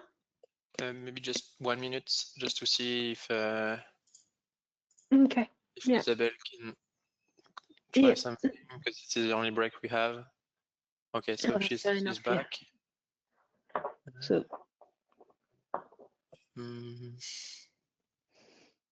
Okay, no. no.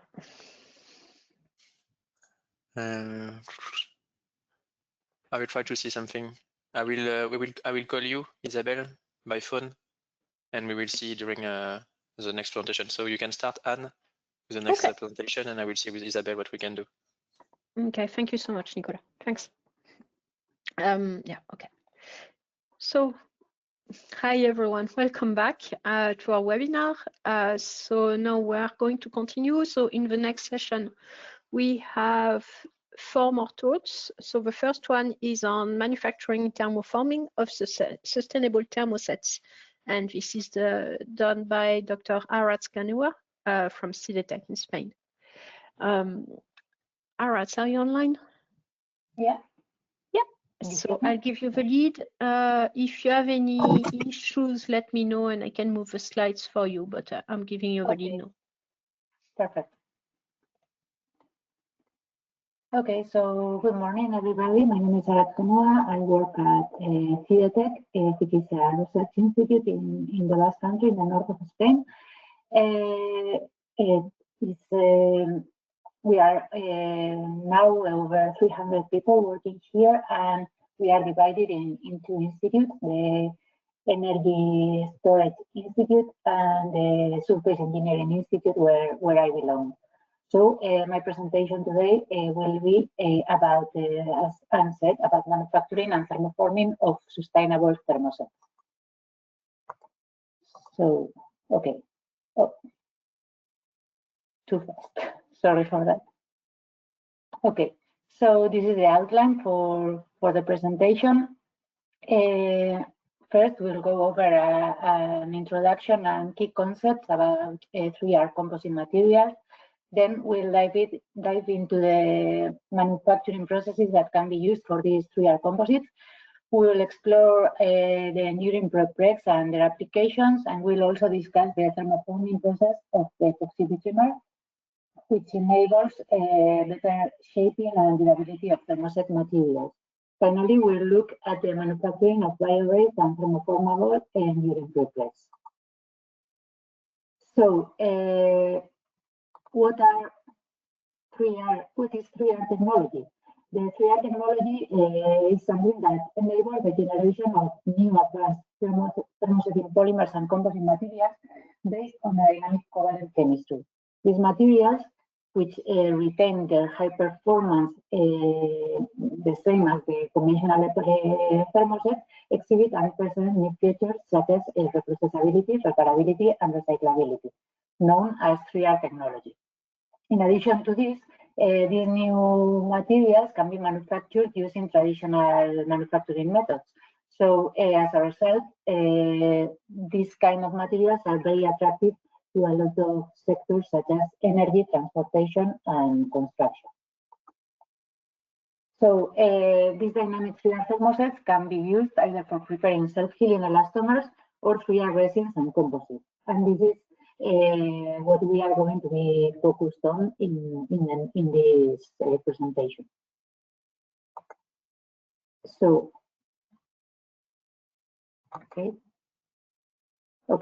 So as I previously mentioned, sorry for it seems like okay. So as previously mentioned, the 3R composites are a new generation of reprocessable, repairable, and recyclable high-performance fiber-reinforced thermoset composites, and they can be manufactured following traditional methods, but with the advantage that the resulting materials show these 3R properties. So the 3R technology is based on the reversibility of aromatic disulfide bonds. These reversible bonds make that cross-linking structure of the thermoset is not permanent and allows the dynamic polymeric network to be reprocessable, repairable, and recyclable, unlike conventional epoxy resins. So in both cases, the reaction scheme is the same. I mean, one epoxy resin reacts with, in this case, with an amine hardener to give an epoxy thermoset.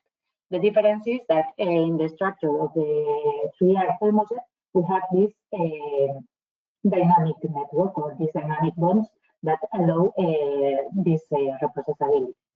So if we compare the mechanical and thermal properties of both materials, they are comparable. They show the same performance. But thanks to this, But thanks to these dynamic bonds inside the structure, the 3R thermosets can, if they are heated above their TG, they have the ability to relax and flow, and this gives us the option of, just by applying heat and pressure, obtaining a new film of a 3R resin. This doesn't happen with conventional epoxy resins, as we can see on the top figure. So these reversible bonds inside the 3R thermoset structure make that the materials both the resin and the composites that we obtain using these formulations are reprocessable. That means that it is possible to thermoform a fully cured 3R composite laminate to give them a new three-dimensional structure by simply heating them above the TG and applying pressure, just in a similar way to what is done with thermoplastics. This technology enables the development of high production rate manufacturing processes for thermoset composites, and this reduces the manufacturing costs.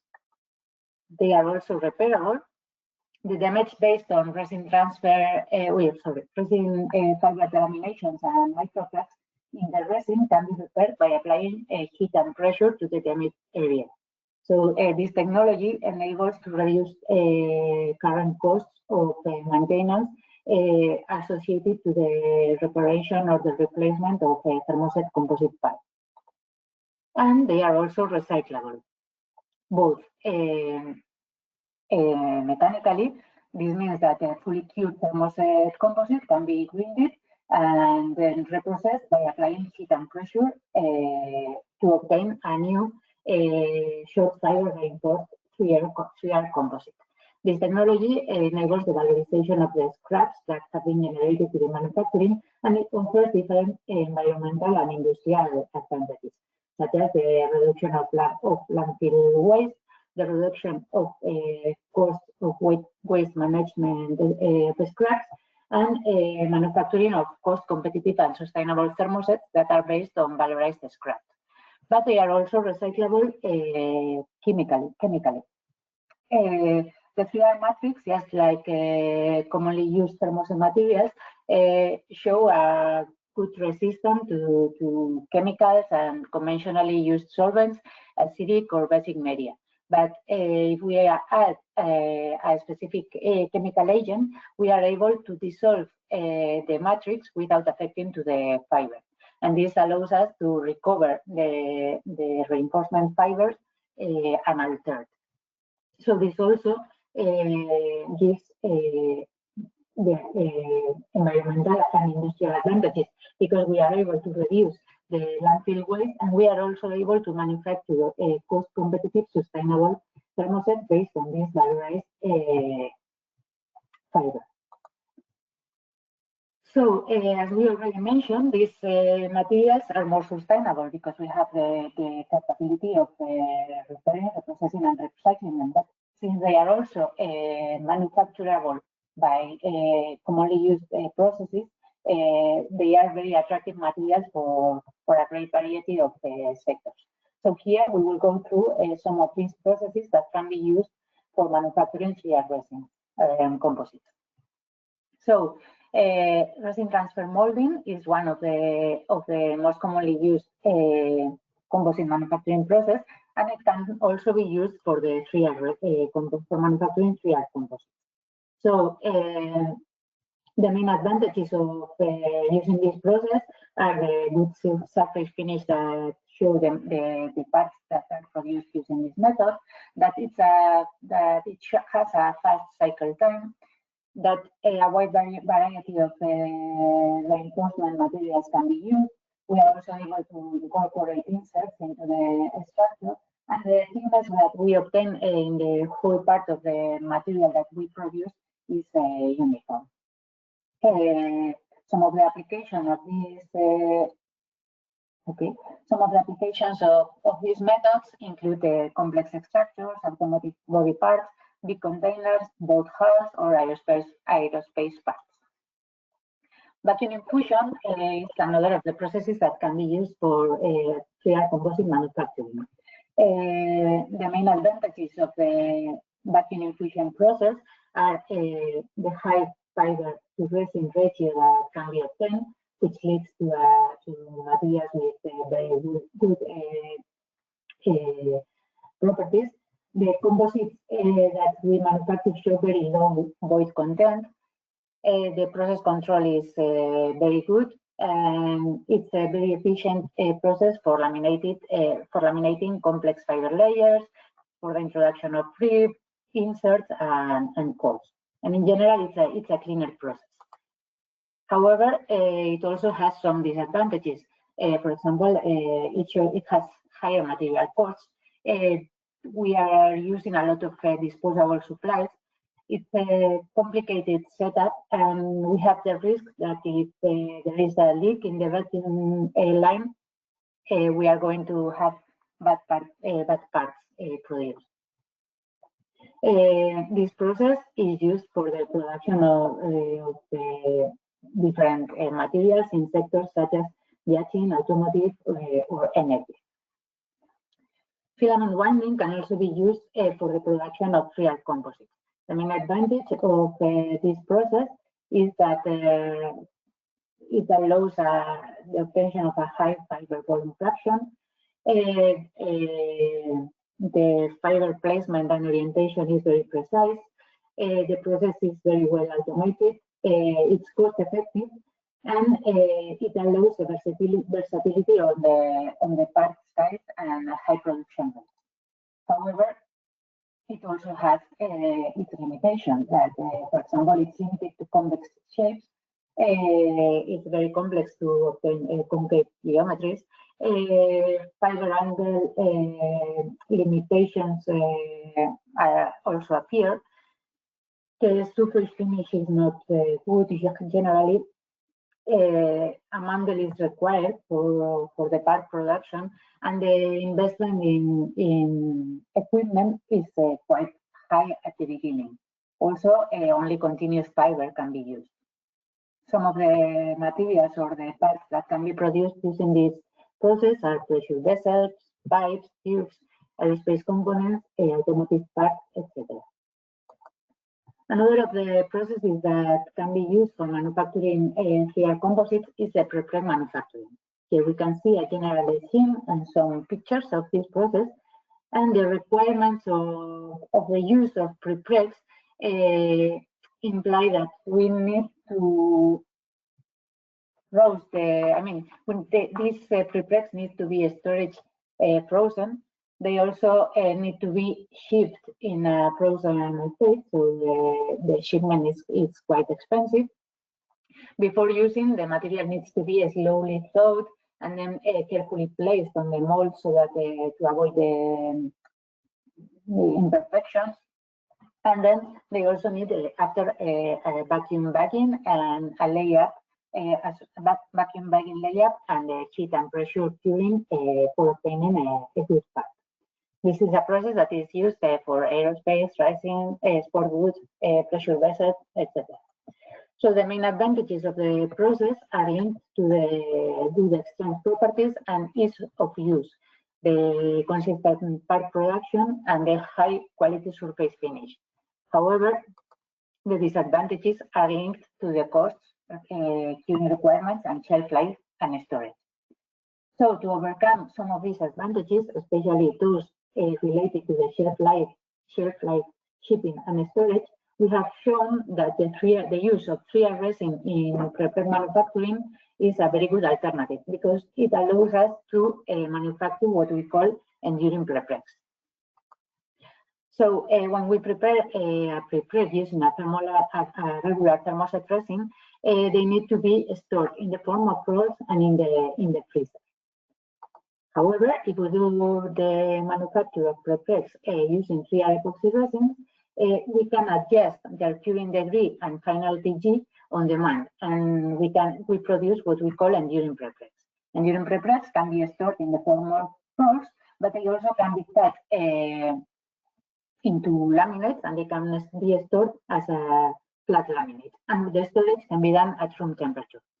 They behave just like thermoplastic organosheets. So these laminates can be thermoformed to obtain the desired parts through the application of high production rate processes. So what is an enduring prepreg? An enduring prepreg is a prepreg that can be stored at room temperature for years without losing their reprocessability. Since we don't need they don't need to be stored frozen, the storage is much cheaper, and also they don't need to be shipped frozen. So this is a very important logistical advantage. So the compression molding of these pre-cured materials takes just minutes, and it gives place to a high performance consolidated part. So in general, we can say that they behave like thermoplastic organosheets, and yeah, we use them as they were if they were thermoplastic. So an example of the use of these enduring prepregs is shown here with some materials that were developed within the Epoxy European project. So enduring prepregs were prepared with different curing degrees and different initial curing degree and TG, and they were thermoformed with these results.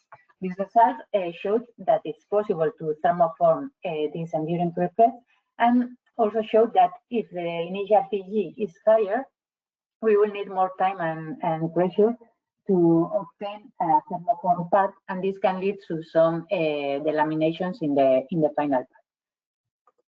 So here we were talking about thermoforming, and the thermoforming applied to the enduring prepregs. But what is the thermoforming? So the thermoforming, what we do in the thermoforming process is to heat the pure composite laminate and transfer it into a hot press with the mold mounted. Then we close the press and apply pressure and wait for the laminate to form to the new shape. Then we wait for the formed part to cool down and open the press and demold it and obtain a new three-dimensional material with a new shape. As we can see here, for example, this is an example of a carbon fiber reinforced polymer which has been thermoset, carbon fiber reinforced thermoset, which has been reformed or reshaped with the thermoforming process. So the advantages of using the thermoforming process are that the fast curing cycle times, the design flexibility, lightweight part, and potential for large-scale automatic production. The possible applications include aerospace interior panels, automotive body panels, protective equipment, and good and consumer goods. However, it is a process that usually is limited to thermoplastic composites. But if we look into the market, the thermoset composites are the most used materials for advanced composite applications and not thermoplastics. They represent over 90% of the carbon fiber reinforced polymer materials. So the advantages of thermoset are that they have excellent dimensional stability, high temperature resistance, low viscosity during processing, good fiber without, and established certification history. However, they have longer processing times, and they eventually need curing of the resin. And at the end, they cannot be reshaped or remelted after curing. They are not thermoformable. So, on one side, we would have the thermoset materials, which are formed by covalently cross-linked polymer chains, and these materials remain hard when they are heated and they are insoluble. They offer very good thermomechanical properties and good chemical resistance, but they are not reprocessable and they are not, or they are hardly recyclable. On the other hand, we have the thermoplastic materials. They are formed by entangled linear polymer chains, and when heated, they soften. This allows these materials to be recyclable and reprocessable, but they show weak thermomechanical properties and weak chemical resistance. So, in between these two materials, we can find the covalent adaptable networks or CANs. These materials are thermoset, but and they have the corresponding thermomechanical performance and chemical resistance, but at the same time, they are repairable and reprocessable. So here we can see an schematic structure of conventional thermoset and CANs, and BIO-UPTAKE, as we have previously mentioned at the beginning, has patented one CAN system that is based on the which gets its dynamism thanks to the aromatic disruptive bonds. These the obtained materials are reprocessable, repairable, and recyclable. So, taking advantage of all these concepts, we had previously shown in another European project that this kind of material, this kind of 3R composite, can be also bio-based. We had in the Epoxy project, we had manufactured 3R flax fiber reinforced bio-based 3R composites, and we had shown that it was possible to thermoform or to give a new shape to cure laminates just by applying heat and pressure. So what we have been doing within the BIO-UPTAKE project has been to manufacture a bio-based 3R prepreg, enduring prepreg, that will be later used for the manufacture of a bathroom ceiling by Portland. So specific polymers developed a bio-based epoxy resin that was received at BIO-UPTAKE and used to formulate a 3R system that met the requirements of the final application. And for manufacturing the prepreg, we analyzed two different kinds of flax fiber, unidirectional and biaxial fiber. So once the formulation was selected, I don't know if you can see the video. Okay, please. Can you see the video? Because, well, it doesn't matter. Once the formulation was selected, prepreg was manufactured using the flax fiber and the bio-based 3R resin, and the prepreg was obtained in a form of roll. However, it could also be stored as flat laminate, depending on the requirements of the end user. So what we did was to analyze the evolution of the glass transition temperature on a daily basis to take it past the B stage to an enduring prepreg stage. Once we have the enduring prepreg, it was stored at room temperature, and we proved that it could be processable using different techniques. So we could use vacuum back processing for obtaining multi-layers. Here we see the layup structure of the process, and we can produce either flat laminates or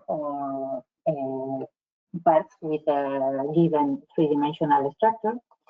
We also use vacuum thermoforming for manufacturing multi-layers using these enduring prepregs, either flat laminates or structures or three-dimensional structures with different shapes could be produced using this method as well. And we also use a hot pressing process. So this was, in this case, the process that gave the best interlaminar adhesion between different prepreg layers, and it could also be used both to prepare flat laminates of the prepreg multi-layers or to thermoform these prepreg multi-layers into a new three-dimensional shape. This could be made either using the prepregs in the enduring stage, or even when we had a fully cured multi-layer structure. So I think I have gone on time. If you have any questions, I'll do my best to answer them. Thank you for your attention. Thanks very much, Arat. So,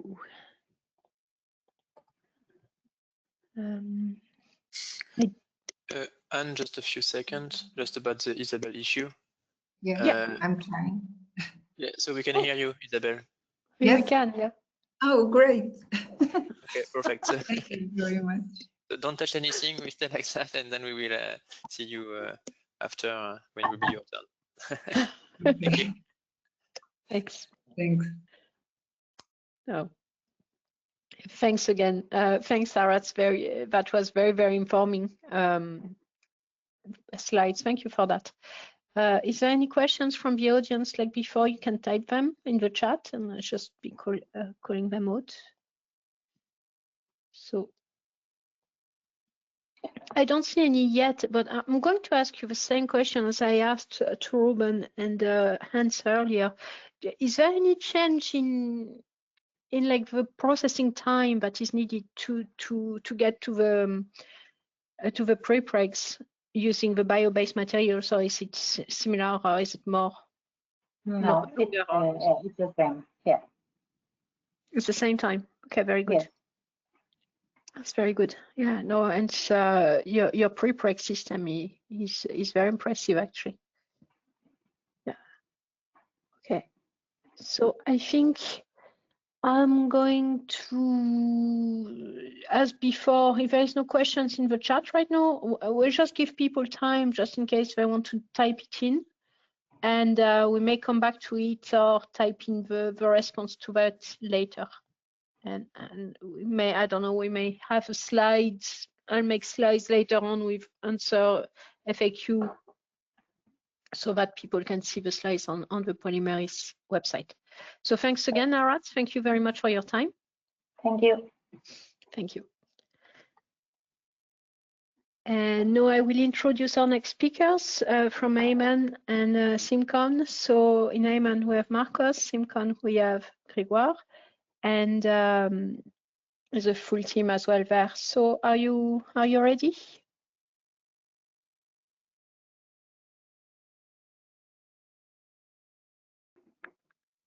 Yes, right now. Yes, It's mute. Okay. For this presentation, we are 4 people, once per chapter, more or less, and is introducing the all of this. I need to next slide, or I give the control.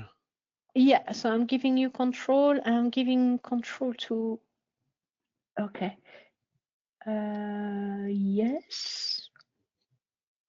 I think I made you presenter. I'm not too sure what that means, but I think it works. And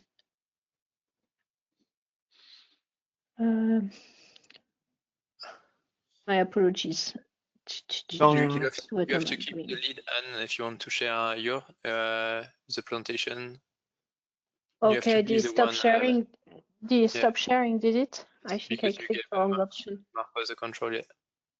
Okay. Only control at the end. Yeah, I made a mistake there. Change presenter and go back to me. Yeah, show my screen. Okay. Sorry, Marcos. No. I had a blank moment. Can you see my screen again? Yes. Okay, good. No, Marcos. Yeah, I have a little thing again. I have. Perfect. Yeah, that should work. To go forward, I need to push. I think you should. Yeah, if you click on your mouth, if you click left or.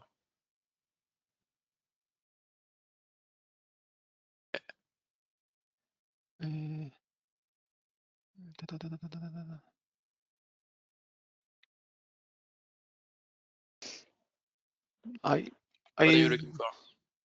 Yes, I don't.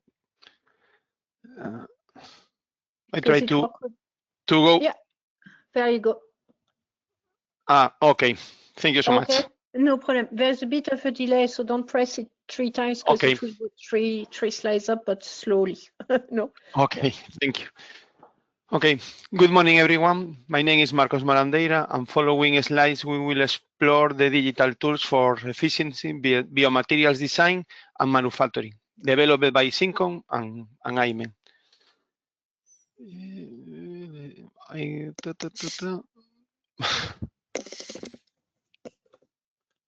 No, I try to go forward, but.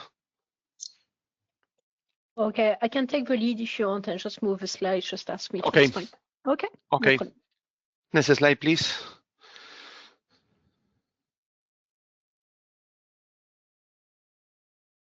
Okay. Today's session is structured into 5 key chapters. First, we will explore the digital platform overview. Then we'll dive into the concept of the hybrid digital twin.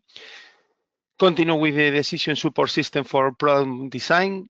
Next, decision support system for manufacturing. And finally, we will conclude with a live demonstration of the digital thread. Next slide.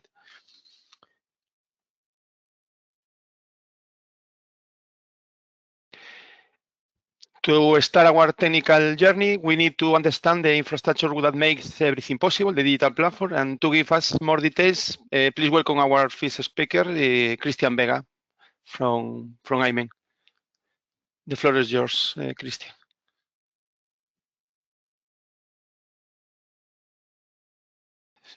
Sorry, the screen is Nicolas, the chat.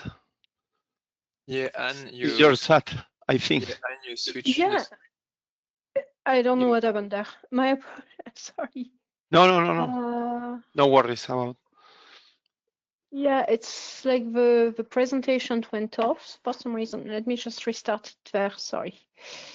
How do I do that easy? Slideshow from current slide. Okay. No, it's good. It's good. Yeah. Sorry. The next slide, please. Yeah. There. Thank you so much.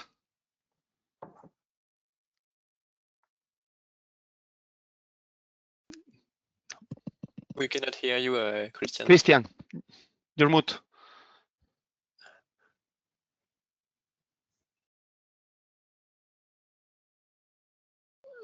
No, we have the same problem than Isabel. We cannot hear you.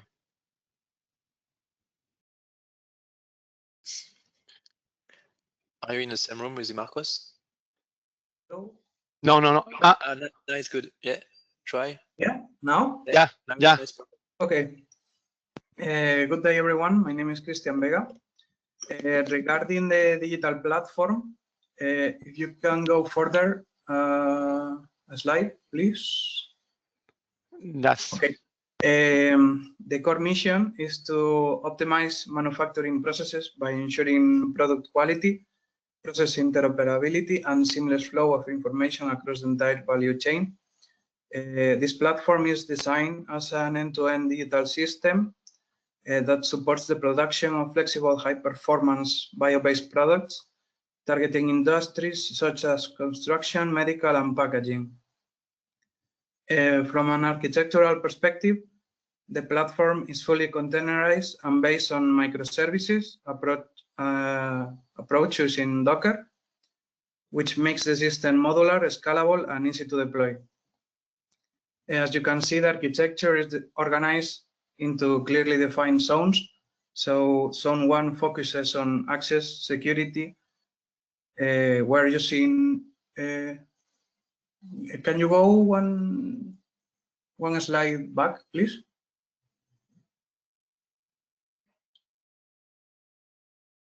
Yeah, okay. So zone 1 is using Keycloak, both through proxy and traffic services to manage authentication, authorization, and secure access to services. Zone 2 handles storage and events, where MinIO provides distributed and scalable object storage, and event-driven mechanisms enable efficient file handling and data integrity. Zone 3 contains the management logic, including File Manager API and databases such as Postgres and Mongo. And finally, Zone 4 is dedicated to IoT and data motion using technologies like MQTT, Telegraph, and InfluxDB. So overall, this architecture is designed to be scalable, secure, and interoperable.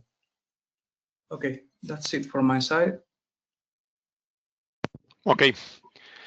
Then, with the infrastructure in place, we now moved into chapters 2 and 3. Gregor Odua, on behalf of Syncon, will guide us through hybrid digital twins, explaining how their integration enables production optimization, and then take us further into the decision support system for product design, showing how AI-driven models are applied to achieve better product. That's your floors. Thank you, Marcos. Hello, everyone. So I'm Grégoire Audois from Syncon in France. I'm head of R&D here, and we basically, our core work generally is developing and selling rheological softwares for injection molding. And here I would speak more about the work we have on the digitalization in BIO-UPTAKE, and I will start with the hybrid twins. Please, next slide. So what is a digital twin? We could simplify by saying that it is a modelization. It can be a process, a product, and an infrastructure. Basically, we have an input that we put in a manufacturing process, and we have results. And the digital twin tries to modelize what happens as a black box in the manufacturing process and give us the same results. So in order to have predictable results, these digital twins can be statistical, it can be physical simulations, it can be deep learning or machine learning, and it's useful for maintenance prediction, process optimization, and traceability. Next slide, please. Why are we speaking of hybrid twins in this case? It's because we created the model from real-world data and from simulated data from finished element analysis, so rheological simulations. For the simulations, we needed characterization of the material. So thanks to the University of Limerick and ATIP, we were provided this kind of data, and then we could create the digital twin with both production and simulated data. Next slide, please. So how is it inserted in BIO-UPTAKE projects? Mostly it can be reproduced on other production projects, so applicable to other industries. It is used in other tasks of the project, such as the decision support system for product design. And it also can be used as a standalone, I would say, with finished element method simulations or validation of part design and production feasibility. Next slide, please. So on the project, we can see on the left here graphs that were created thanks to characterization of done by the partners. So we have PVTs, we have tensile stress versus temperature or viscosity curves here. Thanks to this characterization, we were able to make some deformation estimation of the product. Also thermal analysis of the mold during the production that we can see, and most importantly, the filling pattern could be estimated and the part validated for production. Next slide, please. Also digital twin, and here with the DOE done in finished element analysis enables to find optimal parameters, and that can be used to start production trials, let's say. And we can say that we have some first parameters to start, so it is a way to make the launch of a tool faster once the tool is created. Next slide, please.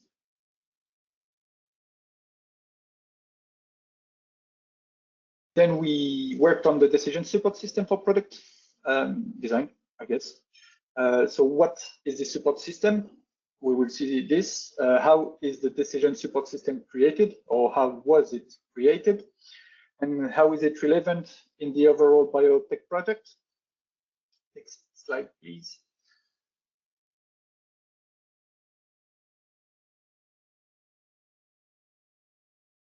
So basically, it's a Python application with a web API as a user interface, and it is backed by deep learning and finished element method simulations. And it is created to help project manager for product design and new material use. So the screenshot that we can see here and there is basically sliders with the process parameters, and we can see outputs of quality criteria that we entered. And so by changing filling time and so on, we can see in this case 3 dimensions and 1 weight that change accordingly. Next slide, please.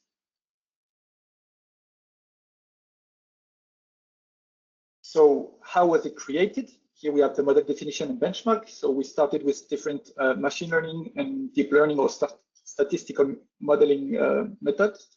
So random forest, XGBoost, linear regression, and backpropagation neural network. We've done some benchmarks. We selected some backpropagation neural network as the more efficient one. So then we could step to the next step, which is on the next slide, please. So this way we created an experimental matrix that we produced parts out of, and we measured quality criteria manually. So we've done 500 injection cycles to have 500 parts with different settings. And what we've done is train the AI model on this. And then we see on the next slide that what we varied is the quantity of experimental data could be implemented to the simulated ones in order to have a model that is more fit to what's happening in the real life. And what we've seen that is that the sweet spot was around 20% of real-life measurements enabled the closer fitting of the predictive model. Thank you. Next slide, please. And how is it relevant in the overall BIO-UPTAKE project? So this method, this platform enables to test different geometries before touch-ups. Here in the project, we only changed parameters, but we know that it works with different materials. So if we do production with different material grades, it will work the same, and it can also work with geometry changes, such as ribs, thickness change, different production strategies. What it enables is a reduction in needs for mold trials, such as time and material that we have less waste of. And most of all, it quickens the use of new materials. So once characterized with a few characterization methods, we can estimate the production of any material that we could have. And I think that's it for this task. Thank you so much. Moving from product design to process, we now come out to our decision support system for process design to explain how AI models can be leveraged to improve processes, and I'm pleased to give the floor to our expert, Inés Pérez. Thanks, Inés.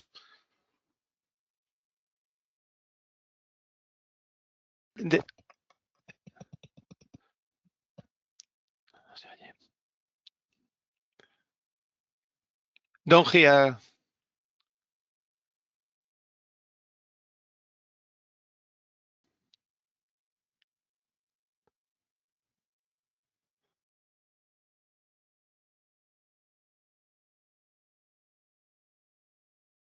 Try?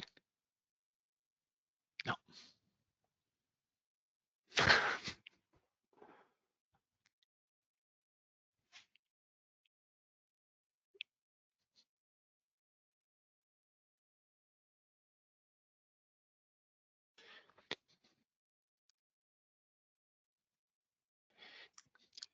Sorry, Anne, we have a little issue about the sound.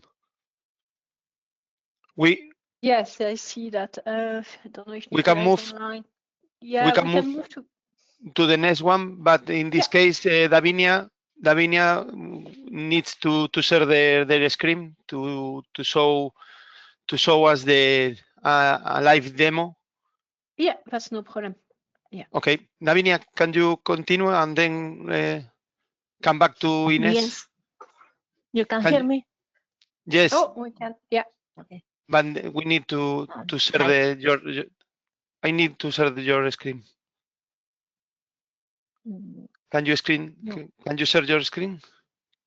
No. We need to change the presentation. Yeah. So I'm changing it now. You okay. should have access now. Yeah. And now right you now. can see. Okay.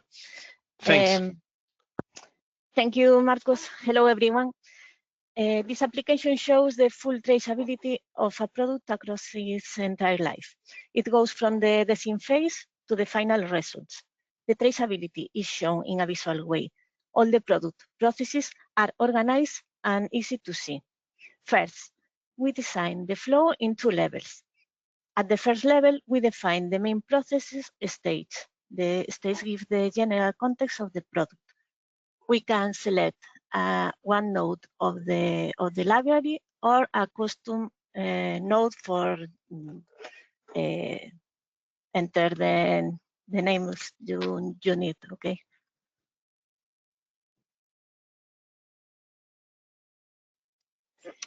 At the second level, for example, monitoring in this case, we define the real execution steps. This is where the processes data is recorded. We can select, for example, in this case, monitoring, edit, and sorry, but this presentation, I can select the name.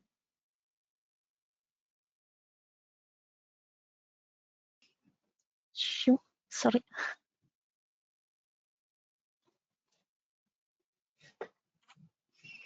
Can it put the, okay. We can select the node, edit the file, and at this level, we registered files. These files can be local files or cloud files. Include ER results, quality results, and manufacturing results, generate or not during the process. In the case of Moses, for example, on monitoring, we select the repository file and image.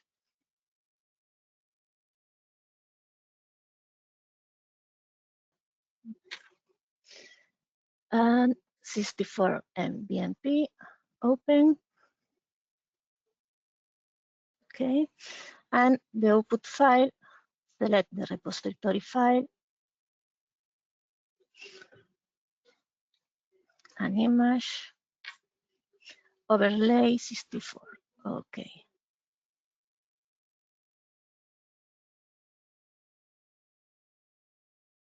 Save the process and we can check. Oof.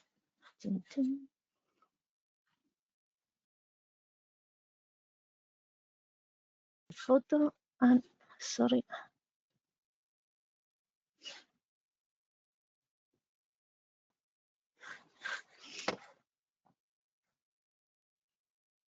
The same. We can have the two photographs, and we can say if the valid or not valid the process.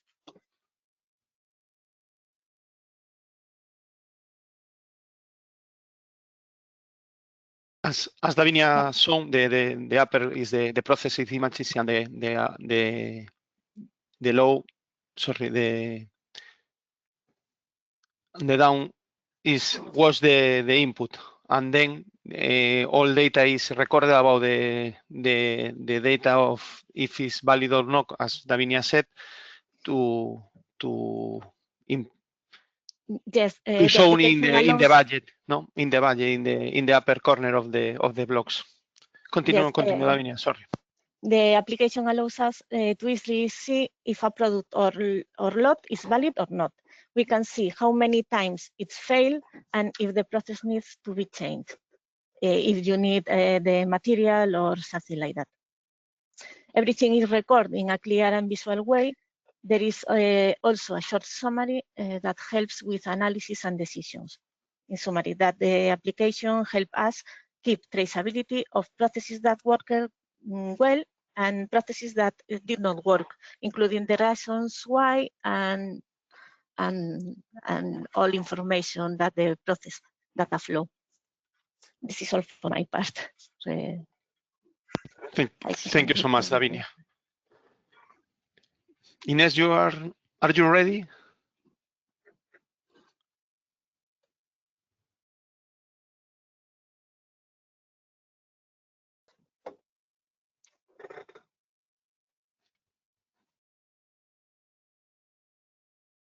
Ines, can you hear me?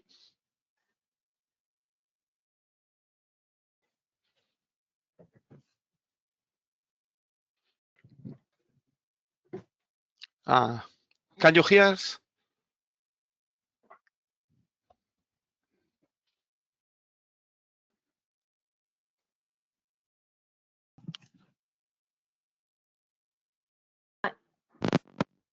Okay. Yeah, so I think in this case, what we can do is we'll continue. We had the FAQ next. And what I could say, Ines, is what we can do later is to record the session with you, with Nicola, and we'll put that on the website. I think that will be the best way. Okay. Okay. Because, okay, thank you. yeah, I had the same issue. I had to restart my computer this morning because of its I don't know, somehow. No, I'm getting used to the software of Teams more than this platform is for that. And then the little issues about the equipment, the sound and video, but it's no. Thank you so much, Sam. You're welcome. So no, so we'll move to the, let me just move my screen. So thank you very much for the demo. That was it's quite a nice system. So we're moving now to the FAQ. So if there's any questions from the audience, we'll be happy to take them. So I don't see any questions here, not yet anyway, but there may be some later. Okay. So for the so just a question from me on the tool itself. So I see that you were working from pictures, so uploading pictures and digitalizing them. Is it possible to do it with videos as well? Sorry. Oh, hi. Oh. No, about the picture was taken during the process of monitoring system at Moses. The red background you mentioned about that, no? The red background is the light to collect or to try to the system, the camera, perceive all problems or defects of the inner Remford, and then the violet points are created by the algorithm, the AI algorithm, to calculate if there were some defects or not. In this case, this part is good, but because the result marks a little rectangle with the defect and the position of the defect, and label this kind of defect. Okay. Make a rectangle box introducing this data. When the part is quite good, doesn't appear any box to remarking any defect. Okay. Thank you. Thank you. Yeah. So I think I don't see any more questions. So we will be recording the last part of this, let's say, the last part a bit later on, and we'll have that uploaded on the website. So thank you very much, Marcos. Thank you very much, Grégoire, Musha, and everybody. It was very appreciated, and Ines. Okay, thank you so much. Thank you. Thank you for all. Thank you. Thank you. No. We will move to Isabel, if you're here. Yes. Can you hear me? We can hear you, yeah. We can hear. Finally. So I'll give you the lead up. Yeah, and we can see you as well. Very good. So do I have the permissions to move the slide? You should, yeah. It works. I don't think it's working. Yeah. I don't know. I gave you control. Yeah. I gave you control, but if it's not working, I can move the slides for you. I can try again. Yeah. Try. Just I don't know, either with click or with a keyboard. I'm not too sure. No, it's not. Yeah. Okay. You can just ask me to move the slides. No problem. Okay. Thank you very much. Thank you, Anne. Well, good morning to everyone. Thank you for your presence here in this webinar. I am Isabel Lopes. I am a researcher at the University of Aveiro in Portugal. And today I will talk a little bit about the characterization of the impact on the environment of the materials and products that are being developed within BIO-UPTAKE, and this being done by using ecotoxicological tools. Next slide, please.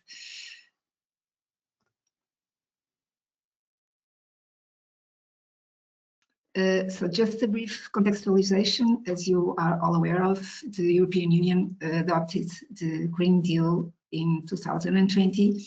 And the main goals of this Green Deal is to achieve by 2050 the climate neutrality and also a prosperous and fair society. For this, and to support the Green Deal, many strategies and regulamentations have been implemented. I included here some just as examples: the eco-design for sustainable products, the Green Claim Directive, the chemical strategy for sustainable towards a toxic-free environment. But as I mentioned, there are many other strategies and regulamentations that support the European Green Deal, and all these regulatory landscape focus on a shift in the paradigm of the European Union that aims now to promote a sustainable growth and also a circular and bioeconomy. And within these concepts, the European Union challenges the industry to move from fossil-based materials into bio-based materials that are recyclable and biodegradable. And this is what you have been listening to in the previous presentation. So this is the context of the BIO-UPTAKE project. And next slide, please. Within all these directives, some of the targets that are common and to attain this sustainable growth is that the new materials to be developed, the bio-based materials, they need to be safer materials for the environment and human. They should move towards zero pollution for air, water, and soil, and promote the reduction of the pollution to levels that are considered no longer harmful to the health and the natural ecosystems, and thus creating a toxic-free environment. And to do this, we need to assess the safety and sustainability of these new products along the entire development and innovation process. So from the design to the final stage of the development and production of the products. And this safety and sustainability assessment involves many parameters, namely the quantity of water being used along the process, the emissions of gas that are involved in greenhouse, like this, carbon dioxide, but Anne will talk about this in her presentation. But within these parameters, it is also important and mandatory by some regulamentations to assess the ecotoxicity of these new materials to the aquatic environment and also terrestrial environment. Next slide, please.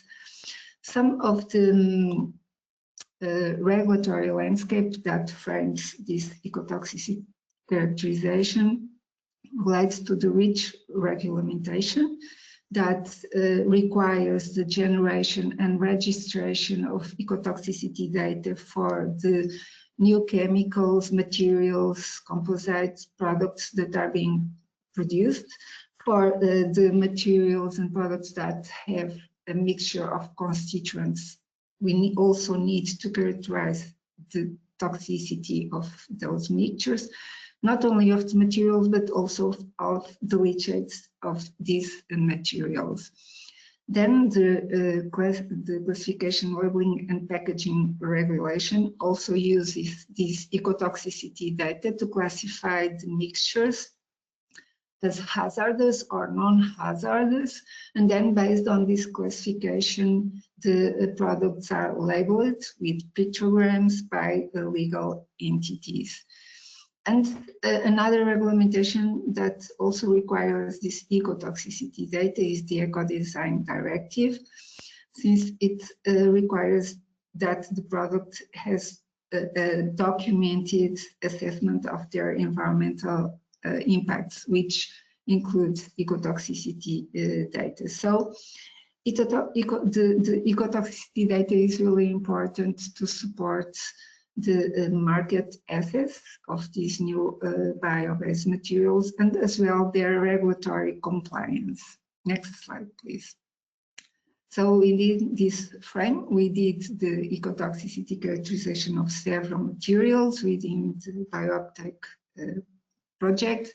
As you already saw, this scheme, this project develops 3 main products.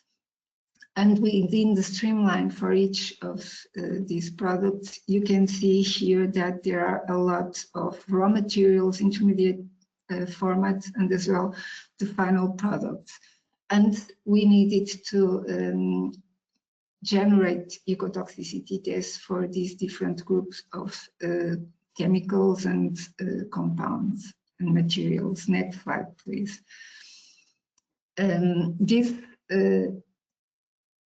Next slide, please. Okay, thank you.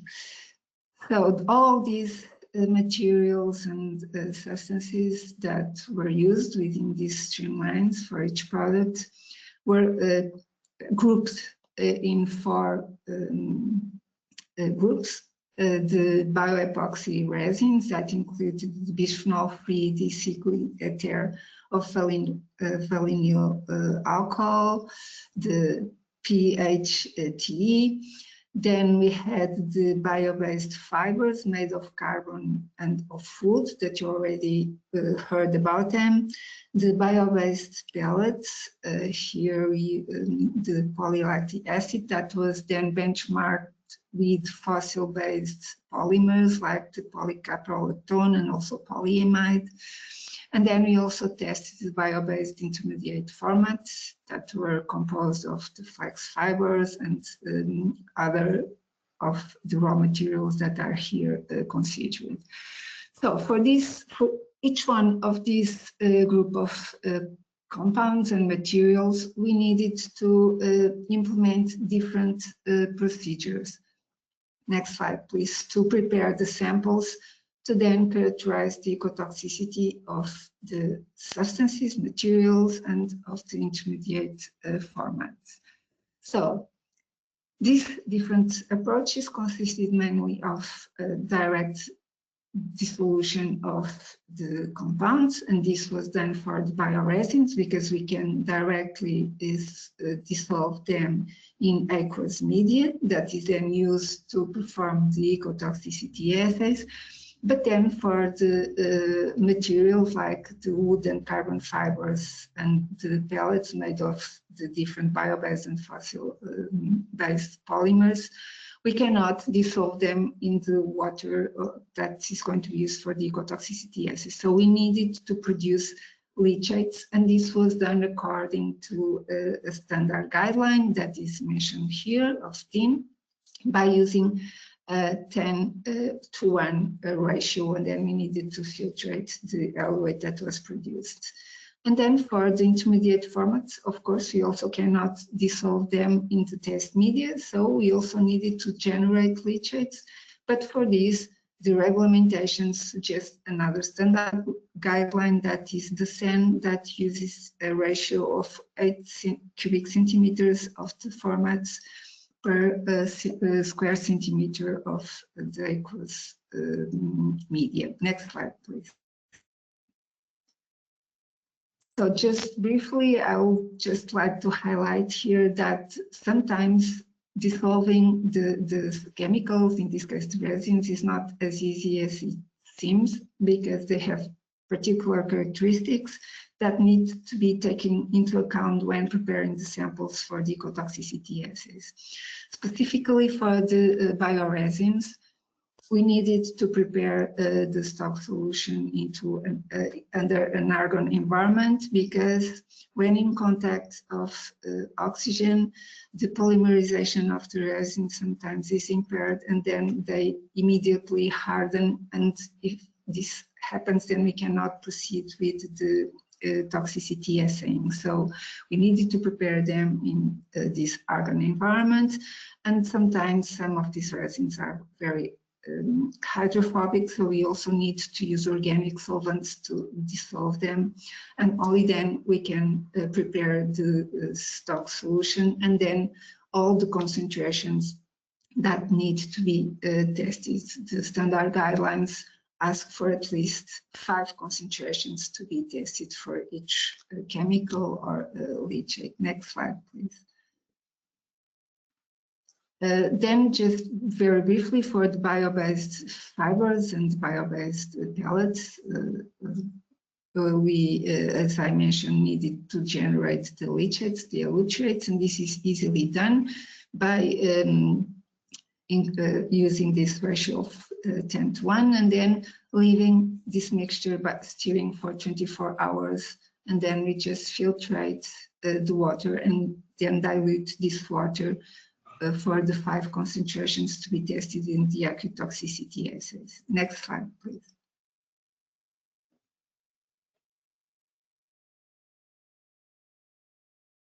Okay, and for the bio-based intermediate formats, the same. We need to produce the leachates in the ratio that is recommended by the standard guideline. And then in this case, for the intermediate formats, the standard guidelines recommends that we should test the toxicity of leachates with different stirring periods. So we tested after 24 hours after stirring, 32 days and 64 days, and this is done at room temperature. Of course, that for the bio-based materials, we also need to filtrate these leachates through 0.22 micrometers filters, and then dilute this eluate for the 5 concentrations to be tested in the ecotoxicity assays. Next slide, please. The ecotoxicity assays that are recommended to characterize the toxicity of the new compounds to aquatic biota is usually recommended to be done to at least 3 different taxa with functional levels and also trophic levels. Usually the ones that are tested in the first year of this process are the microalgae, here represented by Rhaphidoceles subcapitata, a primary consumer here represented by Daphnia magna, and the secondary consumer here represented by the fish Danio rarium. So this will be the minimum toxicity assays that are required. However, when running then the LCA, the framework recommends to use more species, because different species may hold very different sensitivities to the different chemicals, and so we need to be representative of the natural communities.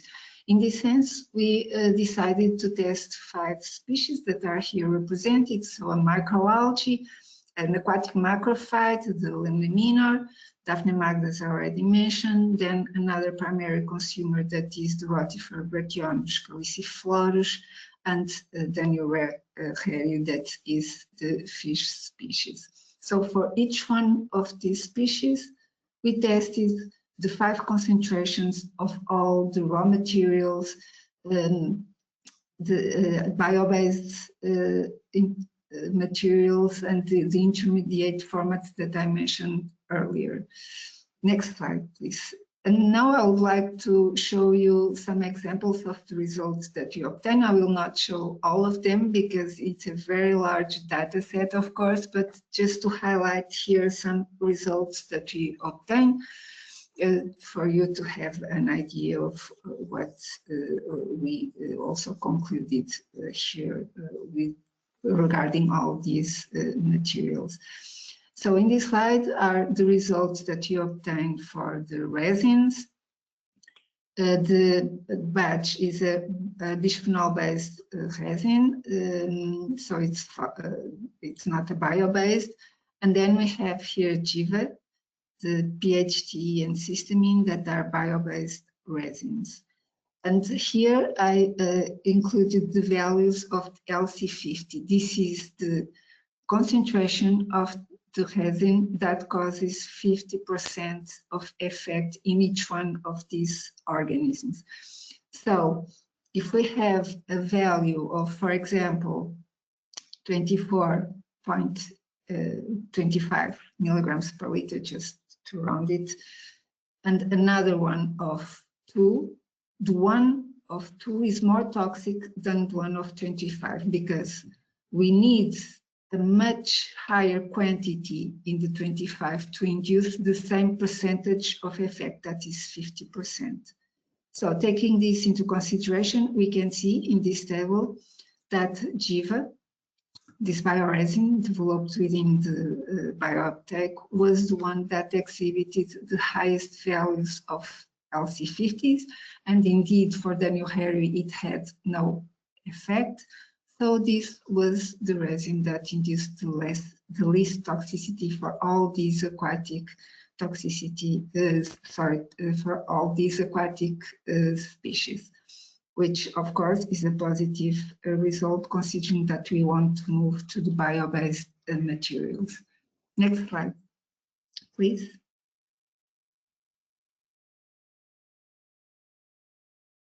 Regarding the fibers, so the carbon fiber and wood fiber, here we have the same results, but here the unitary percentage, because remember that for this we tested the leachates, not the fibers directly dissolved in the aquatic, in the test media. So here we also have the LC50s, here is a D because it's the dose, the dilution. And what we could see is that overall, both the carbon fiber and wood fiber induce some toxicity to almost all the tested aquatic organisms, except for the carbon fiber that did not induce the significant effect on the growth of the microalgae. But these were interesting results because we could spot that the carbon fibers were overall least toxic to the aquatic organisms when compared with the wood fiber, which was probably related with the fact that some of these waste, these wood fibers that are driven or are originated from wood waste, sometimes these wood wastes, they have some toxic materials like metals and that come from the inks, for example, that are used in these woods, and probably toxicity that we saw here was related with that. But an interesting thing, next slide please, was that the incorporation of these fibers into intermediate formats, the PAs, that you already also heard about them, we did not saw any toxicity in these intermediate formats that were composed by the wood fibers and by the carbon fibers. So here in these graphs, what you see in the first ones for the algae is the effects on their growth. So in the x-axis we have the control and then the different dilutions, and you can see that the growth of the microalgae is equal along all the dilutions, both for the wood fibers and for the carbon fibers, meaning no effect. And then for the rotifers and for the fish, we also had no effects of any of these intermediate formats. So it is interesting to understand that even though we observed some toxicity of the fibers alone, when they are incorporated in these intermediate formats, the elements that can induce those toxicity are not leachate into the aqueous medium, so turning it safer. Next slide, please. And finally, as a final example, here I included some data regarding the polymers. So here we have two bio-based polymers, the PLA1 and 2 in green, and then the polyamide that is fossil-based and the polycrapolactone that is also fossil-based. And here I only presented the results for the fish and the rotifers because it's a lot of graphs, but for the other species, the pattern of results was similar. So here you can see that for the fish, the two bio-based polymers had no toxicity for the fish, as well the fossil-based polyamide, but then PCl exerted some toxicity to the fish. And a similar pattern was also observed for the rotifer. But though for PLA1, we saw some small toxicity for the rotifer. But actually, these results indeed also suggest that PLA is less toxic than fossil-based. And regarding, for example, polyamide, that though is fossil-based, it also didn't exert any toxicity to these organisms. But polyamide is not biodegradable, so it can last for centuries in the environment. And remember that this shift in the paradigm involves not only bio-based, but also biodegradability. So the PLA, adding to the low toxicity, they also have this advantage of being more biodegradable comparatively, for example, to polyamide, that here, though being a fossil-based, also didn't exert any toxicity to the aquatic organisms. So to finalize, next slide, please, just to conclude on the results that we obtained. So regarding the bioresins developed within BIO-UPTAKE, at least one of them is considered safer for the environment than the fossil-based ones, namely the ones that use bisphenol A. Regarding the fibers that were incorporated into the intermediate format, they did not induce toxicity to aquatic organisms once they are incorporated in these intermediate formats.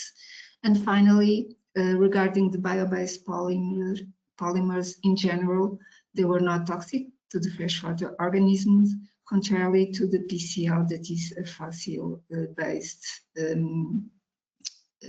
polymer. So this substitution in part of the PCl by PLA is indeed an advantage. Of course, that here we always need to have these trade-offs between the functionality and decreasing the toxicity of these products. And that's all from my side. Thank you for your attention.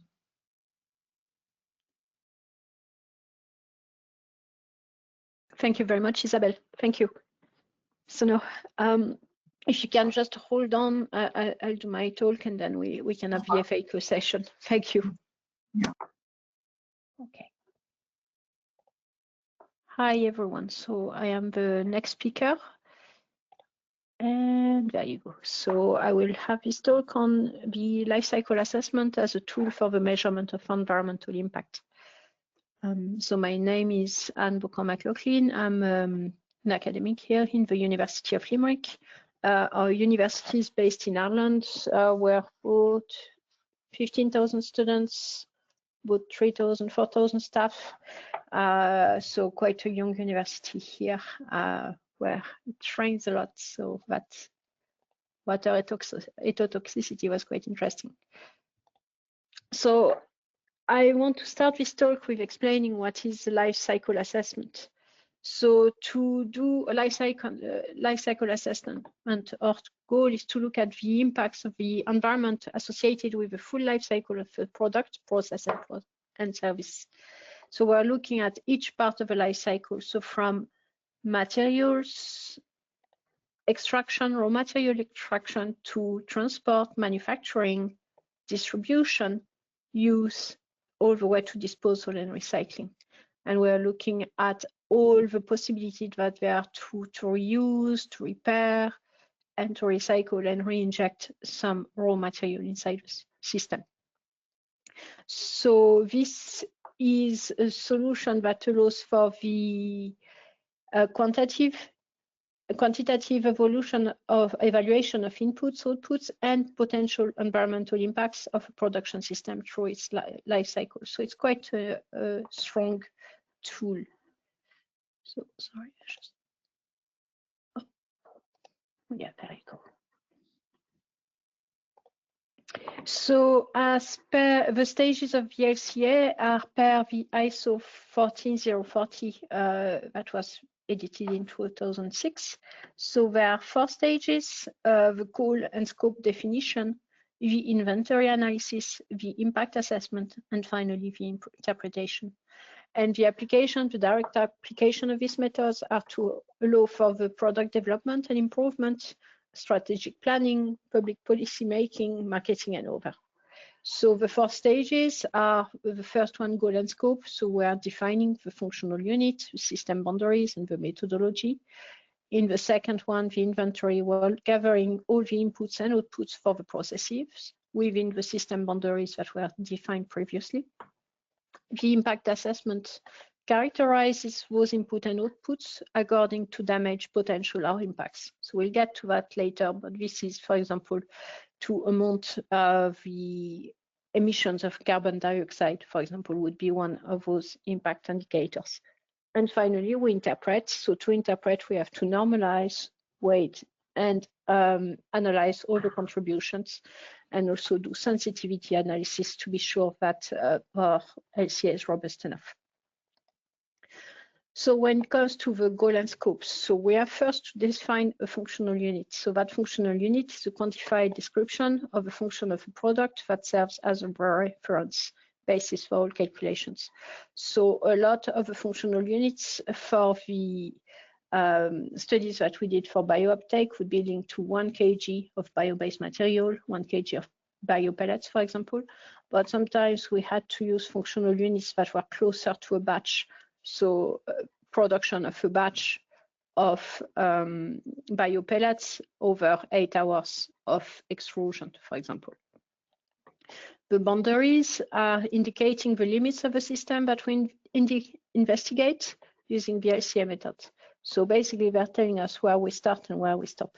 So the largest, the full life cycle is a cradle to cradle, where we're going from resource extraction all the way to resource reimplementation. And the shortest one would be cradle to gate, where we go from resources to transport for the manufacturing place. And we have cradle to grave as well, which goes from resource to disposal.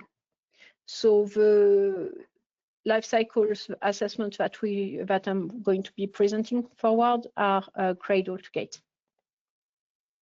So to collect that data, what we had to do was to send inventories to the partners, inventory questionnaires. So those would help us establishing the functional unit and also the input and outputs. So we used all the data that was shared by the partners, and if there were any gaps, we used databases such as EcoInvent, for example, and literature as well to help us fill those gaps. So the type of data that was obtained from the partners would have been materials flows, so amounts of materials, amount of waste, the energy that is used, the amount of utilities such as water, water input and wastewater, but also if there were used for any gas such as nitrogen or argon during the processes, all those would be amounted. And once we have our goal and scope, so we looked at the impact categories. So we're working in Europe, we are working with a methodology called environmental footprint EF, and we're at the version 3.1 at the moment. So that methodology goes through 16 impact categories, the most known of which would be climate change, which is expressed in kg CO2. but you also have water use, land use, acidification, ozone depletion, human toxicity, eutrophication, ecotoxicity for fresh water, human toxicity, cancer. We have resource use, fossils and minerals and metals, particulate matter, freshwater eutrophication, terrestrial eutrophication, ionized radiation, and photochemical ozone formation. So this is quite a large panel of environmental indicators that are tested here. So those bio-based BIO-UPTAKE products, so you've seen a flowchart previously, so we basically looked at that flowchart again and redid it. So we had the partners that provided us with the data. So Centexbel provided us with data on the PLA and PCL producing into filament yards that were then sent to Comfil here to make UD tapes and organosheets. SP provided data on the cans, and we had Moses who provided data on the pellet extrusion compounding and then over injection into the lids for the garbage container. The cans were used with bioepoxy to make the endured organosheets using flax fibers, and they were then thermoformed in PodComp to make the sealing of the bathroom pods. And finally, for the feet installed, so we had Centexbel work into the filament yarns for the organosheet, and then the UD tape as well for thermoforming. So those were quite complex systems, and as you can see, all the partners basically had input. And the other thing to say about that is that every system was very much interlinked. So if one partner made a different change in one system, it was basically impacted the full value change. So just to give you an example of a Centexbel system model, we went from raw material, distribution of the raw material to the 4 polymers that were tested for the project. So we had a low melting point PLA, a high melting point PLA, a polycaprolactone, and the polypropylene for rinsing. The 3 PLA, the 2 PLAs and the PCL went into the dryer for drying, then melt spinning, and they then produced the filament yarn here. There were also, we considered the waste for cleaning and the production waste. So you see the amounts 1.5 kg per run and 0.3 kg per run, and then the end of life consideration for those waste. And the filament yarn itself was sent for the organosheet. So in each we had input of electricity and heat, and where needed water as well. Sorry, up. There you go.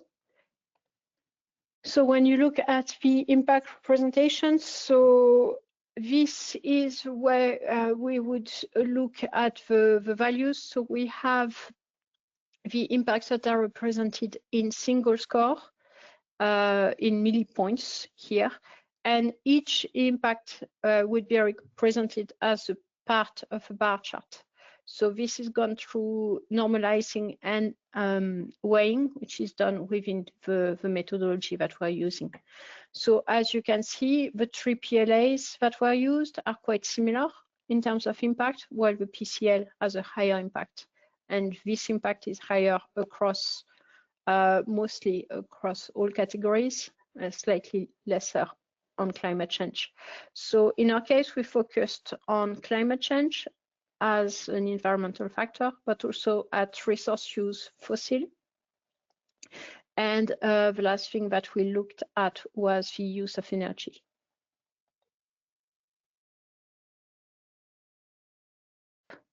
So we went into further analysis by looking at which, basically which part of the process was the highest contributor to our environmental impact.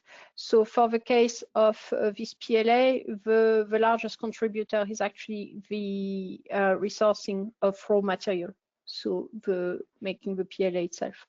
The manufacturing and the distribution were quite low. So manufacturing here would be all the energy that is used, or all the the impact of the actual extrusion. So if I move now to the Moses model, so we have quite a similar model with raw materials, distribution, and the two polyamides, the wood dust, and the biofibers. So we had the extrusion compounding and the reinforced biopellets as an output. And as you can see, and it's quite similar to what was found in mechanical as well, the polyamide 11 has quite a higher, smally higher impact than the polyamide 1010. And as it was mentioned, the polyamide 1010 reinforced with recycled carbon fibers has a higher impact than the recycled wood. This is mostly due to the fact that even if they're recycled, those carbon fibers were recycled using a pyrolysis process, which is quite energy demanding, and it had a large impact finally on the overall product. So doing this, we basically the project continued with the recycling wood polyamide 1010 and the polyamide 1010 with a 5% carbon fibers, as we try to reduce as much as possible the impact of the carbon fiber. So when it comes to the recycling wood, the impact contribution mostly came to the PA, the supply of the PA 1010 and the mill spinning process. So we're continuing with this. We're now looking into the assembling of that product model. So we're basically putting together all the intermediate formats to continue with the modeling. And we're looking at going beyond the cradle to gate. So we're looking at the evaluation of the use phase impact based on the data I've shared with the partners. So this is done with the data that was gathered by University of Limerick by Isabel. And we're looking into the end of life processes as well, which are currently being worked on by the partners in Moses. And finally, we're comparing those with the benchmark.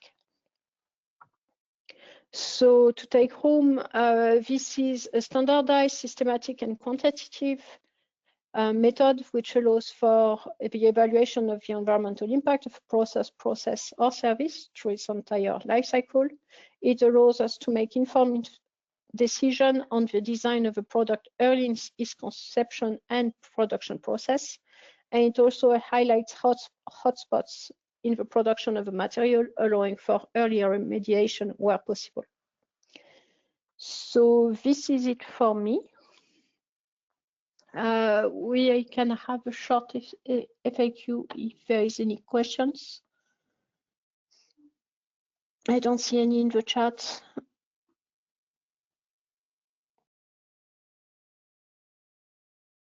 Yeah.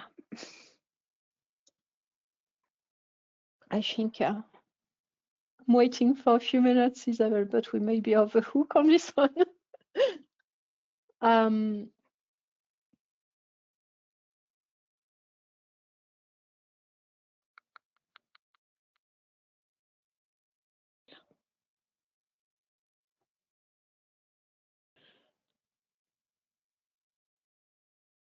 Okay.